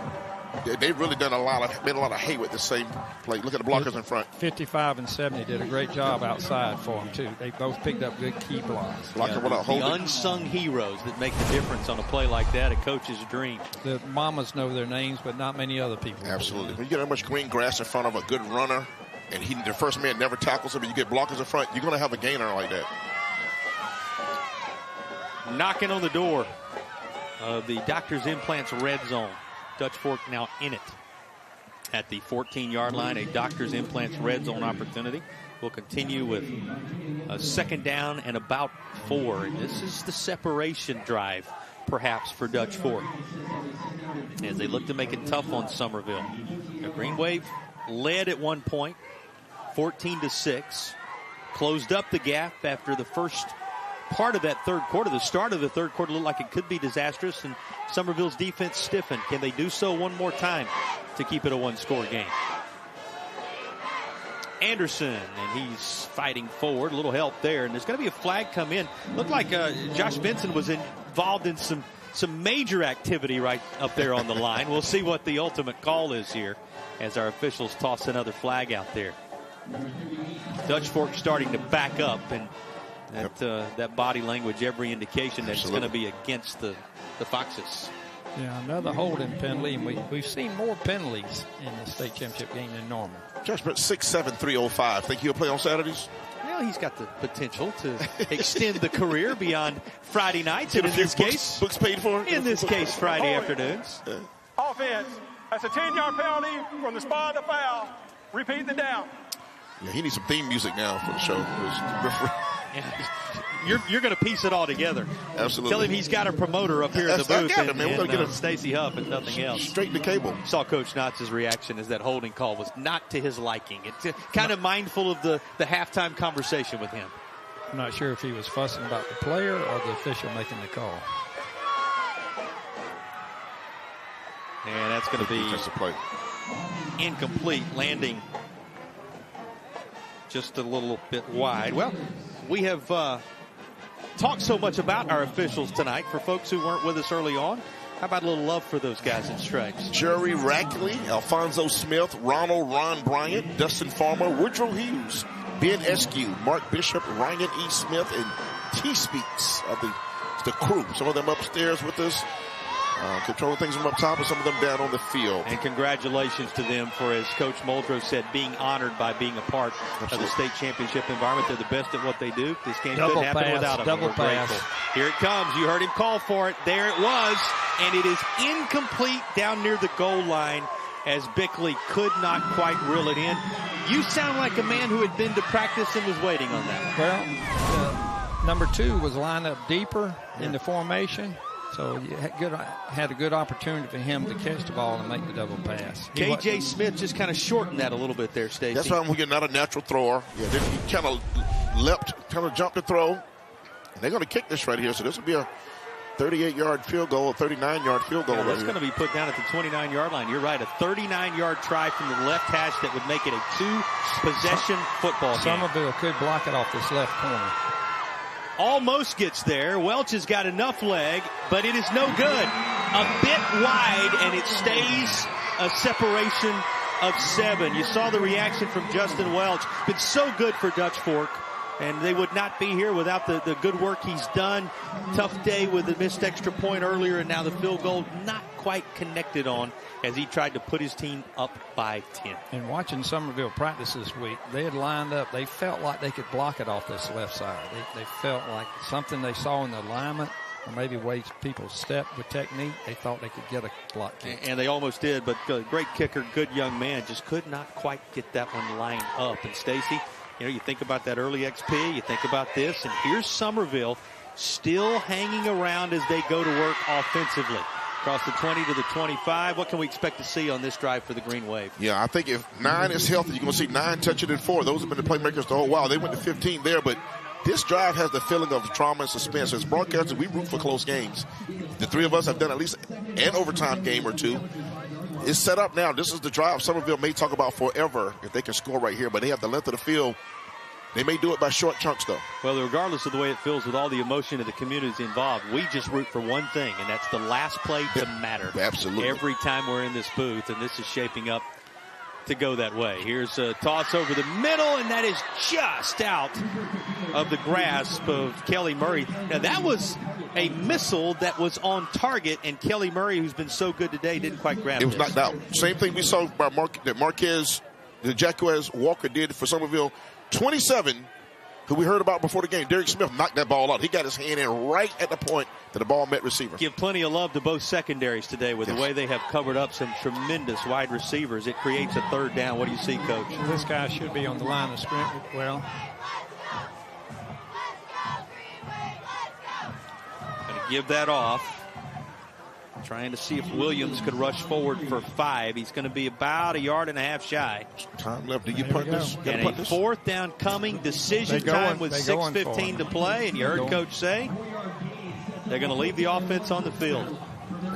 Doug Fork, you might call a timeout to make sure everybody's rested and understand what's going on. But Summerville, I love the confidence they played and coached with this entire ball game. They didn't come to hang with Dutch Fork. They came to beat Dutch Fork today. The play calling shows it. This needs to be your best run behind your best offensive line. This is the football game right here for Summerville in many ways, it would seem. And they're going to give it to guess who. And he gets just enough to lunge forward across the 30. Javen Williams secures the first down and keeps the Summerville drive alive. A Stuart Law Office's first down. Think about how many of those plays there have been for Summerville today. The first touchdown was on a 4th down play. This conversion keeps hope alive of evening up the football game. And it gives a young quarterback, I should say backup quarterback, more confidence, too, that they trusted him in that situation. Cooper Kafina, who has a long touchdown toss already today, has embraced the state championship environment in full. He's looking long here, but he is swallowed up by that Dutch Fork defensive front. We've called his name over and over again. There's Walker again, Stacy. Not only Walker and Williams, they had a meeting at 41 and 97. Two guys we've kind of made mention of. Watch them just speed rush. Just went by 41 is there first, and 97 finished it off. But that's a prospect. Number 41 is when you will hear about going into this next year. He's only a junior, by the way. Look at that graphic on the screen. He is a junior. Bright future. And for the community, the more consequential thing right now is second down from way behind the sticks. And I'm not in the ear of our official on the far side as this is delivered underneath. Jaden Kelly Murray tried to spin out of problems, but he could not do so. And it's going to be 3rd down and long. So it's going to take another of these 3rd or 4th down conversions that have been the mark of Summerville's day. This one from distance. They'll probably look for number 4, but don't be surprised. The running back was wide open in the flat to the right. I'm sure it was a crossing route they had called this way, but they could come back to the back. Most of the good things for Summerville this afternoon has been 4 and 9 involved right here. You look to see one of those guys right there. But just as we don't think Coach Braswell and Tom Knights don't know that as well. So would they go to type or would they play off of expectations right here? 3rd and 16, the 42-yard line. What is needed by Summerville. Green Waves in pursuit of the first championship in a while. And the Green Wave QB is going to be covered up from behind. It is Walker again in pursuit. A star is born. If you didn't know South Carolina, now you know. This kid has announced himself on the biggest stage the last game of the year. That 4th down and short was one thing. This sack by Walker is going to make this 4th down for Summerville a whole other animal. Look at this as he is going to swallow up the quarterback. And Julian Walker in major pursuit there. You know, he's been the story of this sequence defensively for Dutch Fork. Yeah, he has. You see him celebrating, get some love from his classmates there, but that's just huge. He's been an unstoppable force. You know, under 4 minutes to play, and the punting unit is out there for Summerville, and before they can kick it away, flags fly. This has got to happen, right? Every time there's a punt, it seems like there are a host of flags involved. That might be muscle memory, might be reflex. Punting's been an issue. And all joking aside, Coach, you made the point earlier that Jaden Cummings is the punter. You've got a new punter out there. Encroachment. Defense. Well, this is going to be on the defensive side, so there Repeat, fourth down. goes that theory, and that's going to help Summerville just a little bit, but they're still going to opt to leave the punting unit out there and kick it away. But another punt marked by flags here. And the other ones, I think, were on alignment on the Summerville punting team. It wasn't like the punter's fault. Yeah, you kind of assumed that maybe we were looking at something again with the way they lined up with a new guy back there. Not the case. It ends up being against Dutch Fork, and the punt will be returned from just inside the 30, making for himself some open real estate and getting it out to the 35-yard line as Westbrook. Dutch Fork takes over. 3 minutes, 21 seconds, separating one of these two teams from a championship.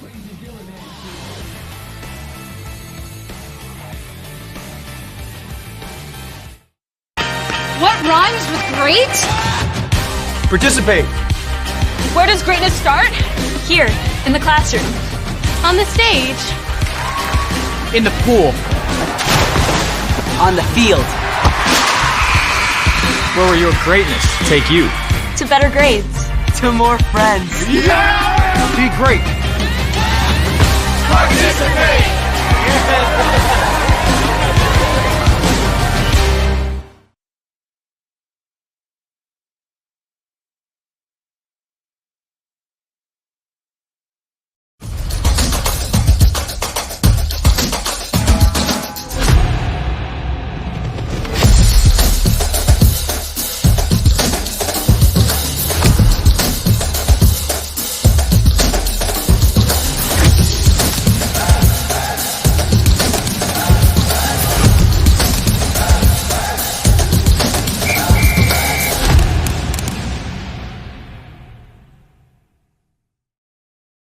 Under 3.5 minutes to play. Dutch Fork with the football back, looking for the salted away drive for what would be a third consecutive championship for the Silver Foxes and a 9th all-time. Summerville, they own 12 of them, but none since the late 90s. Looking to return to that kind of glory. They're going to call on their defense one more time. By the way, going to break, Caden Pendergrass was shaken up on that last play. He walked off under his own power. Pendergrass, a guy who had an interception and a fumble recovery against Sumter in the lower state championship game, but he looked no worse for the wear. A good sign for Summerville. Their defense back out there now, defining drive for Offing and company and Dutch Fork, and he's going to give it to Anderson. You would think you'd see a lot of him, but the ball is loose, and Summerville scrambling at the bottom of the pile for what would be a much-needed Green Wave turnover. No indication just yet. This will be huge. Talk about a game-changing moment. Summerville trying to sell it, but coming out of there with the football. Big 7-0. That is Caden McFadden, who said, wait a minute, it's still in our possession. Wait a minute, y'all thought I was finished. It's probably the first time he's touched the ball all year, and it might be one of the biggest plays for their season right there. Let's see if we can figure out how Caden McFadden ended up with the football, or if it happened at the bottom of the pile. Right there. May have happened at the bottom of the pile. He is bench pressed. He's diving in there. Somehow Dutch Fork hangs on to it. That would have changed everything. The guy from Summerville had the best chance at it, but somehow he pulled it out. He, like Stacey said, he might have been the strongest one of those three in the pile. Well, the pile lasted a little while, and sometimes that's all it takes. Shout out to Coach Noah Dixon. We heard coaches mention maybe one of the best strength coaches in the state. I think that was a late flag on that one. Late flag. Here we go. They were pushing each other. A little extra on the backside of this as time is getting tough for Summerville, and you think about that moment, Coach. Green Wave thinking they almost had just what they needed, that takeaway to give the offense one more crack at it. Now you have to settle in and find a way to turn it over. And timeouts remaining, sitting at 2 on the Dutch Fork side of things. And you remember Summerville had to burn one a little earlier in the half. So, not one of those scenarios where these teams, either of them, were in a position to just set on stopping the clock. So every movement of the chain's critical, and here is a key movement of the chains for Coach Knotts and company. The next couple of plays are going to be big. Not only does Summerville need to stop, they are going to be pulling at the football, but they need to stop. Dutch Fork can't get any further than they are right now. You had 2 minutes left in the game. Field position, if they get the ball back, where they get it is going to be key as well. Well, Coach Knott saying, let's get up here to the line. He's imploring his team to go. And some of the Summerville players are talking to the Dutch Fork bench. Too much of that. That's not good for either side. Yeah. First down play, run by Anderson. He's going to find space down the far side and take this all the way in for a Dutch Fork touchdown. They got 90 from Summerville's trying to get to the sideline over there. They got to get him away. He's trying to get to the Dutch Fork sideline. They got to pull him away. Touchdown, Dutch Fork. This may be the moment that seals it. As you look at Anderson, he's got a hat trick on the ground for the Silver Foxes, Stacey. Senior, one of those guys who so-called put it back on track after they lost his sophomore, junior, senior year will all culminate in titles. Coach, it also speaks to how deflating that fumble, that almost fumble might have been. Dutch Fork just behind that, able now to create the separation, the largest separation they have enjoyed in this football game.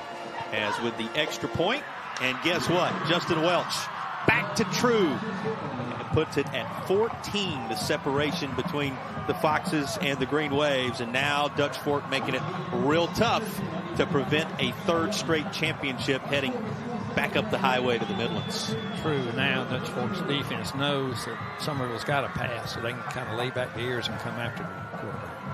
The hope for Summerville is the arm of the junior quarterback. First of all, this is the first game of his senior season right now. He is going to have a big year next year. Let me go ahead and tell you that now. Lafina. But he can throw the deep ball. So that's the hope there. You throw the ball there. Has already done it today. Several times. And you guys would throw away from Sessions, though, the other side of the field.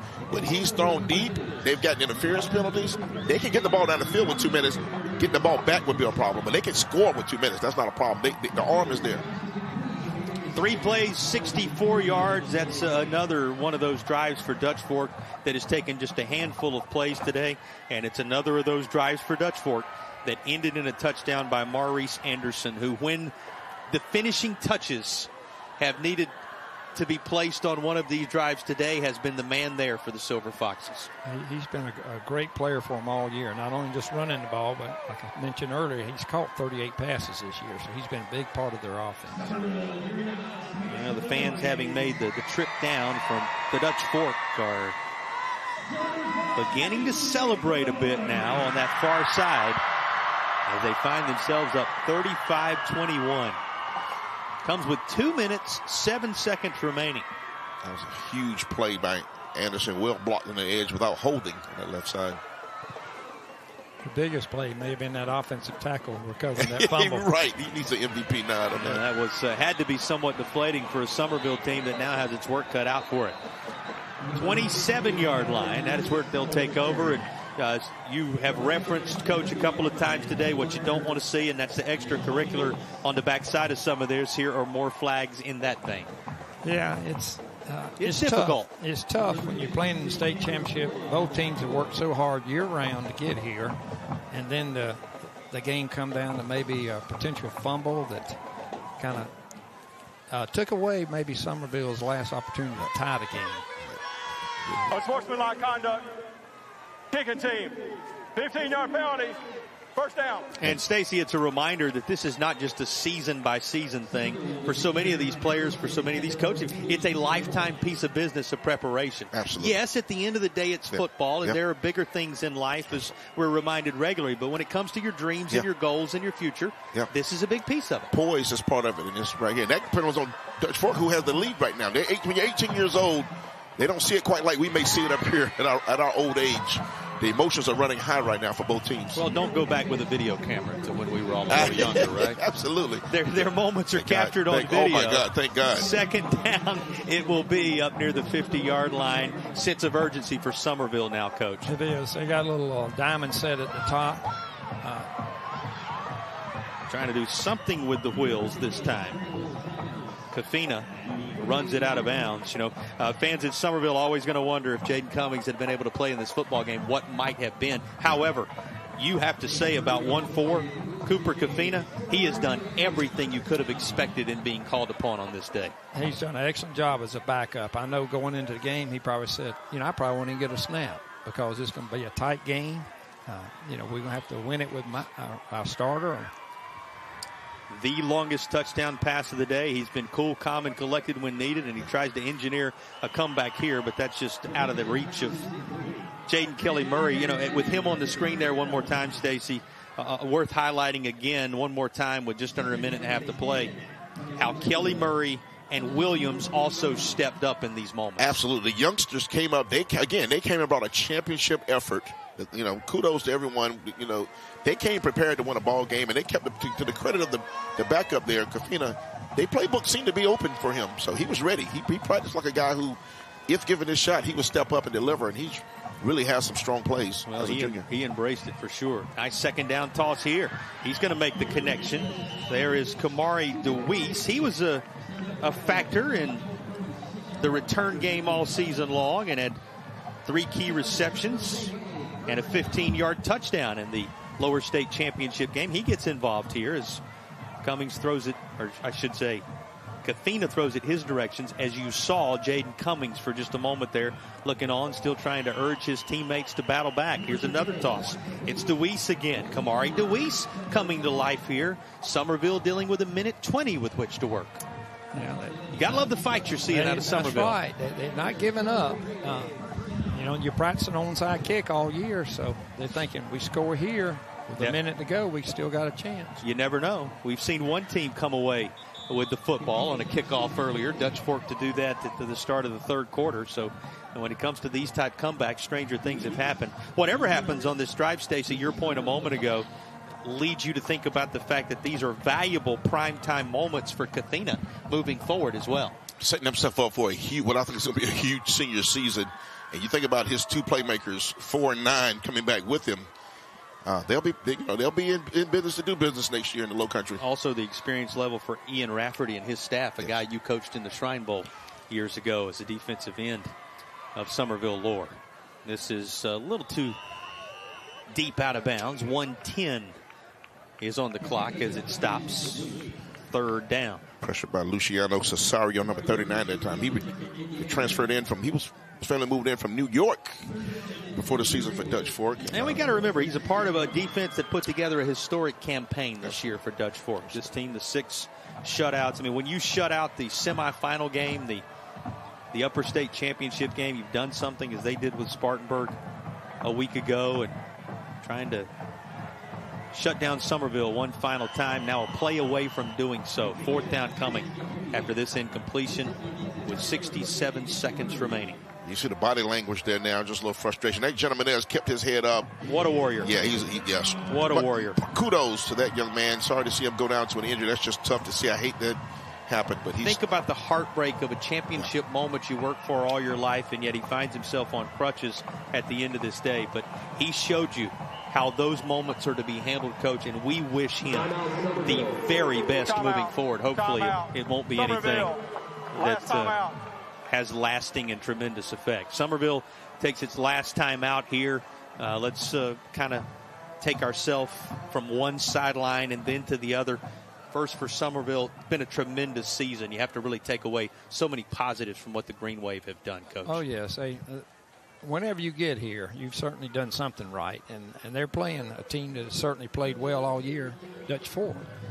I'm sure they're proud, and they'll look back and say, I wonder if our quarterback would have stayed healthy, what would happen.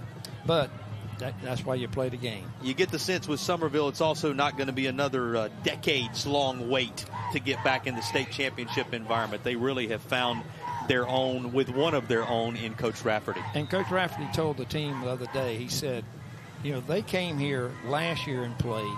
We didn't. But that was a different team last year. Let's make Friday our history. So their players have played like they wanted to make this their history today. You look over the other side, you saw Tom Knotts there, Stacy. His defense now one more stop away from giving him that all the way up to Christmas celebration he discussed. Absolutely. He enjoyed it for a week and a half. Here comes the 4th down, a team in Dutch Fork that always seems to have the foot on the accelerator, looking for one more stop. And Summerville clinging to hope as this one's tossed into the secondary, but it is incomplete. There is a flag down at the 14-yard line, so hold everything with 1:02 to play. Might be defensive holding. Might be a first down for A flag down at the 14 that would potentially keep hope alive for 14 and company. Ball went right to Elgin Sessions. He has one pick in the ball game.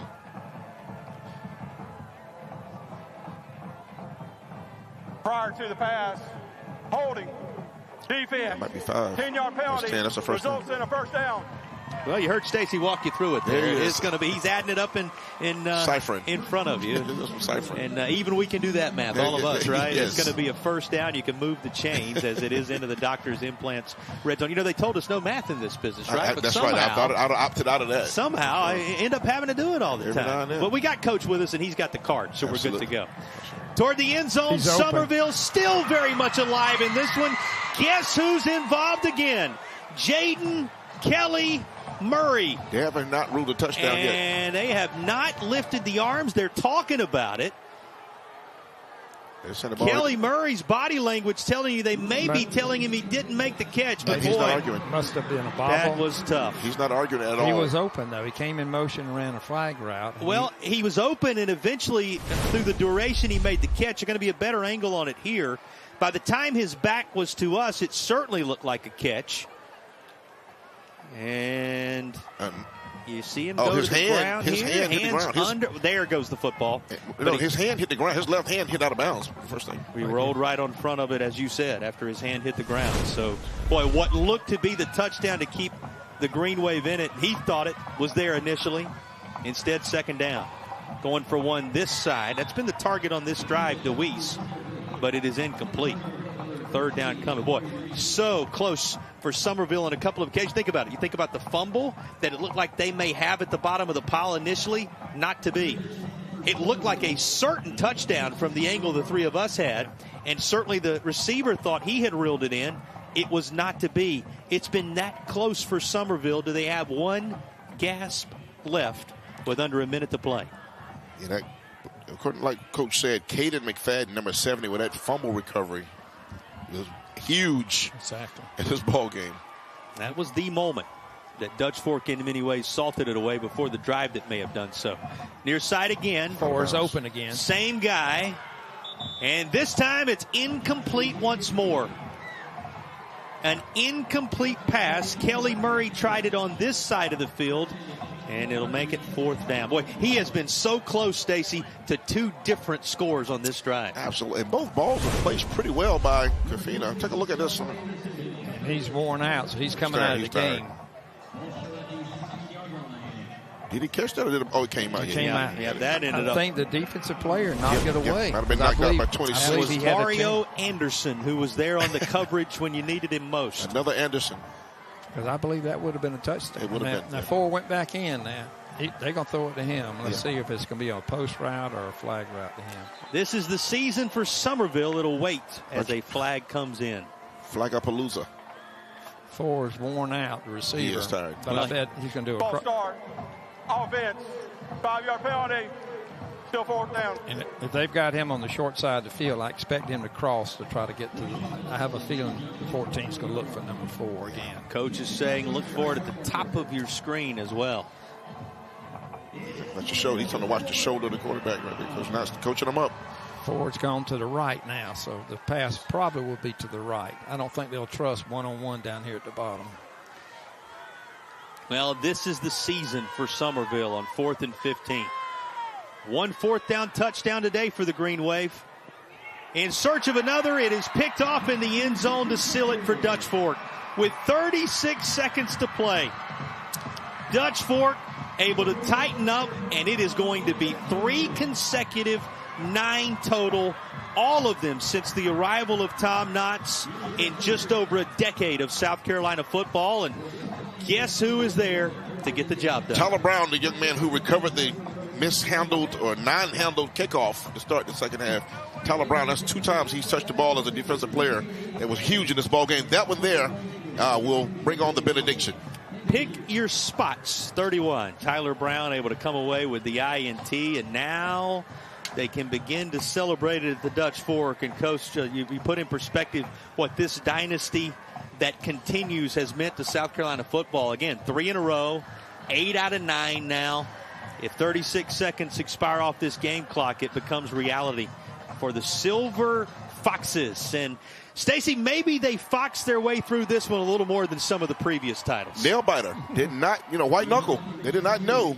A lot of Dutch Fork folks did not know it would be like this, but Summerville came with a lot of pride and poise, and it was a great ball game. And, Coach, I asked you to put this dynasty in somewhat of a perspective for us as this final seconds roll off. Well, I think it's hard to do in any sport, but certainly they've done it at Dutch Fork, and their players expect to be here every year. They work, a lot of programs work year-round, but they really think that this is an extra game for them, that they deserve to be here every year. Well, it is a 9th title, an 8th in 9 years. And for Tom Knotts, number 16 when you cross the state line, and talk about his work in both North Carolina and South Carolina. And this Dutch Fork team now on the verge of joining the Summervilles and the likes of those with double-digit titles all time. But they certainly are the standard in South Carolina football right now. Stacey, we continue to use the word dynasty to relate to Dutch Fork, and they have reminded us once again today why that is the case. People call it the Dutch Fork Invitational, and my answer to that is, and people don't want to hear it, just beat them. That's how you stop that, beat them. And Summerville did a great job. They're a great team, but you got to beat them. If you're tired of hearing that, beat them. Here's the funny thing to look at related to that conversation and related to Dutch Fork, now crowned your 2024 5A Division I champions once again. They've won it as a lower state program. They've won it as an upper state program. Having rolled through both sides of the bracket, Coach, this team is proving they can do it. Whatever's asked of them can be done. Maybe they have a Midlands championship and they can win that too. Well, they are the Midlands dynasty. It's Dutch Fork getting the job done against Summerville, a tremendous championship environment. And again, the stories just continue to be written. Stacey, the players they send to the next level, who you're watching on Saturdays and Sundays, that's a piece of it. But the sustained success that happens right there in the Midlands, that's the wow factor. It really is. It's been a testament to consistency and hard work. And I know guys that's coached under Coach Knotts, they say you're going to work you hard, but it's going to be some of the best tutelage and mentorship you're going to have. The players leave there better football players. The weight conditioning is great. They start their year-round program. And Irmo, tomorrow night, has a chance to make Irmo, South Carolina, have 2 5A champions. How about that? A lot of pride in that area. Plenty of pride in that community. And for more on the celebration that will happen up until Christmas, here's Coach Knotts with Jack. Hold on. The South Carolina High School League's moved up. Hey, if you guys have got me, Coach Tom Knotts, a legend of the game. We appreciate his time. The South Carolina High School League is working to get him for us. He is a busy man. We'll send it back upstairs to you guys just for a second. I'm going to do my very best effort like his secondary did today and go track him down. Well, there he is. If you can locate where that picture is being shot, Tom Knotts. Again, 7 in North Carolina, 1 of those at West Charlotte, the other 6 at Independence, where he had the 109-game winning streak that stands out. And, of course, now here in South Carolina, he has secured 9. And the prior 8 all coming between 2013 and 2023. This is the 3rd one in a row for Coach Tommy Knotts and company, who I believe Jack has now located. Well, 9 sure does sound fine. DJ Khaled, Dutch Fork, starting to sound like a tradition. Another one for the legendary Coach Knotts. You got your guys behind you. How special is this group, sir? Well, that's 3 in a row. It certainly feels good to win. Really didn't like the way we won, but we did play hard. We did a lot of good things. Coach, I want to talk about dynasties. You mentioned 3P. You made the shirts right after you won it last year. This was their message. Yeah, that's what we always do. We start working. We'll start working right after this. Get busy for 4 in a row. You heard the man. 4 in a row. I'm going to let you go celebrate with your team. Congratulations, sir. What a journey for this group of seniors. You mentioned it, Stacy. 31 seniors. They experienced that one hiccup against the Gaffney Indians in 21. They're now the leadership on this group, and he said it. They're going to go to work. I didn't even hear anything about Christmas right away on number 4. What a performance, Coach. Yes, outstanding. They believe they should be here every year, and they get here every year. And now they win it every year. So what can you say? The latest championship for Dutch Fork will be back to wrap it in a moment. 35-21 the final, as they have taken down Summerville for this latest 5A, this time the Division I crown.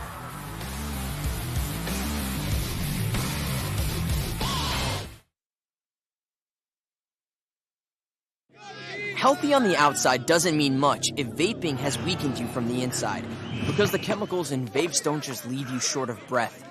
They damage your lungs on a cellular level, leaving even the fittest among us weak and vulnerable to viruses. So what starts as a vapor's cough can easily turn into pneumonia or something worse. Is vaping sabotaging you? Get the facts at BehindTheHaze.com. Thank you so much for putting your faith in us. We are here because of you. It really means a lot that you've trusted us over the years. And we'll be here for you. I've got to meet good, hardworking people that have become my clients, my friends. Thank you to everyone that's let us help them and their families. Thank you, Spartanburg. Thank you, Columbia. Thank you, Charlotte. Thank you, Rock Hill.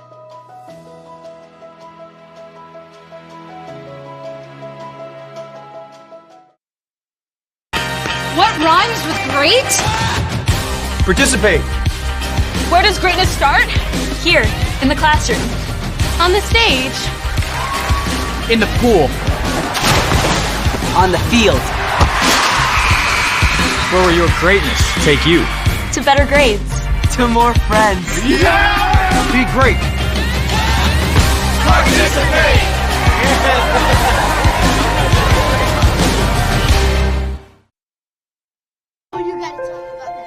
The innocence of youth.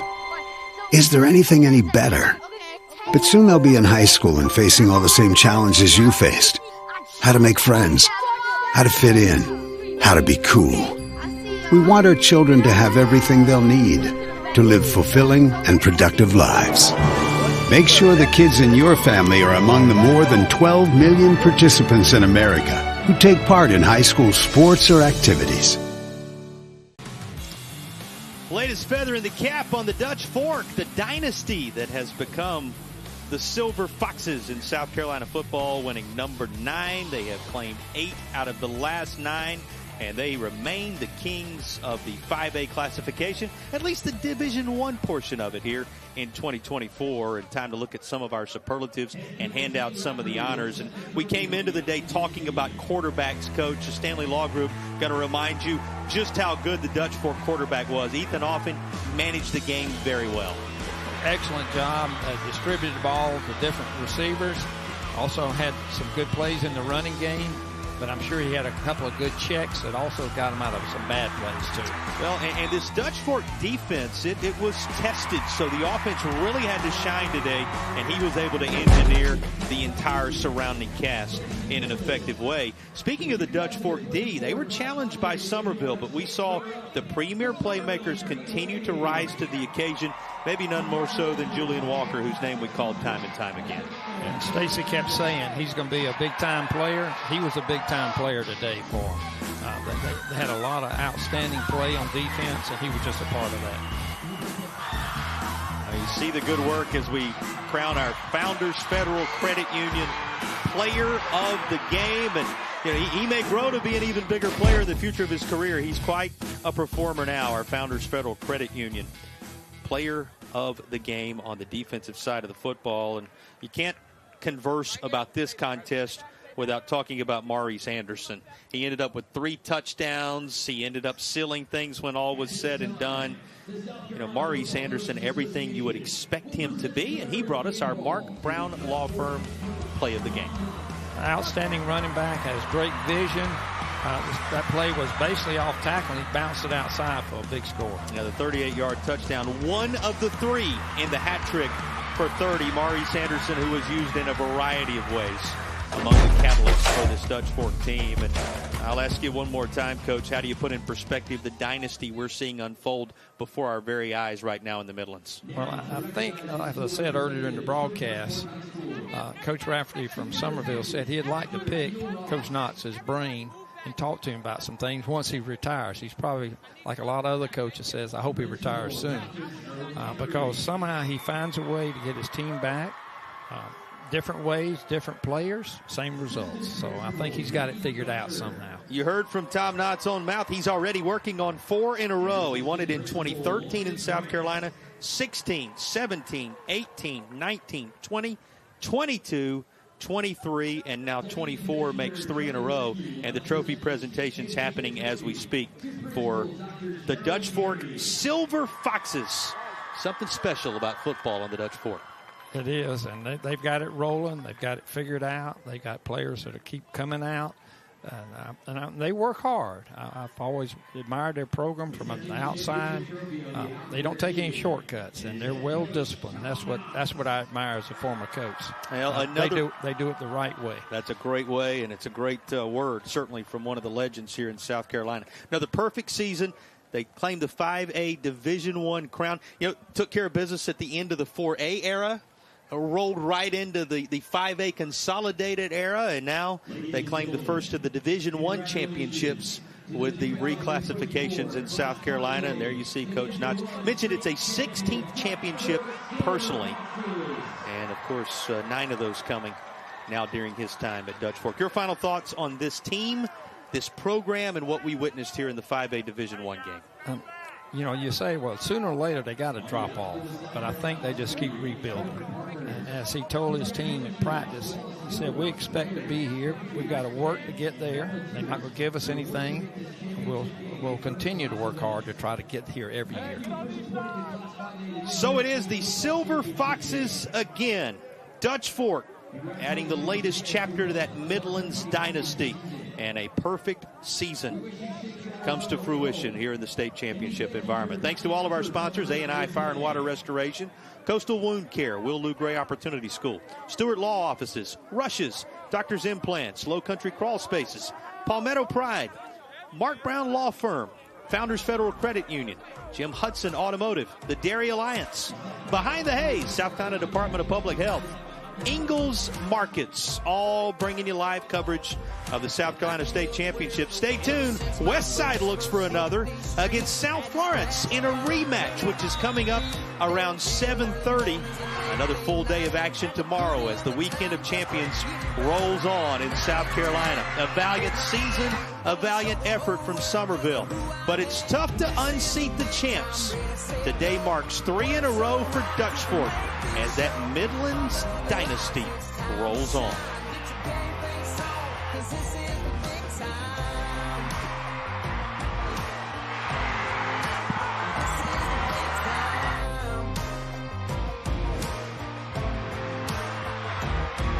Ever since my boots first hit these streets, had to scratch a claw, made me hard to beat.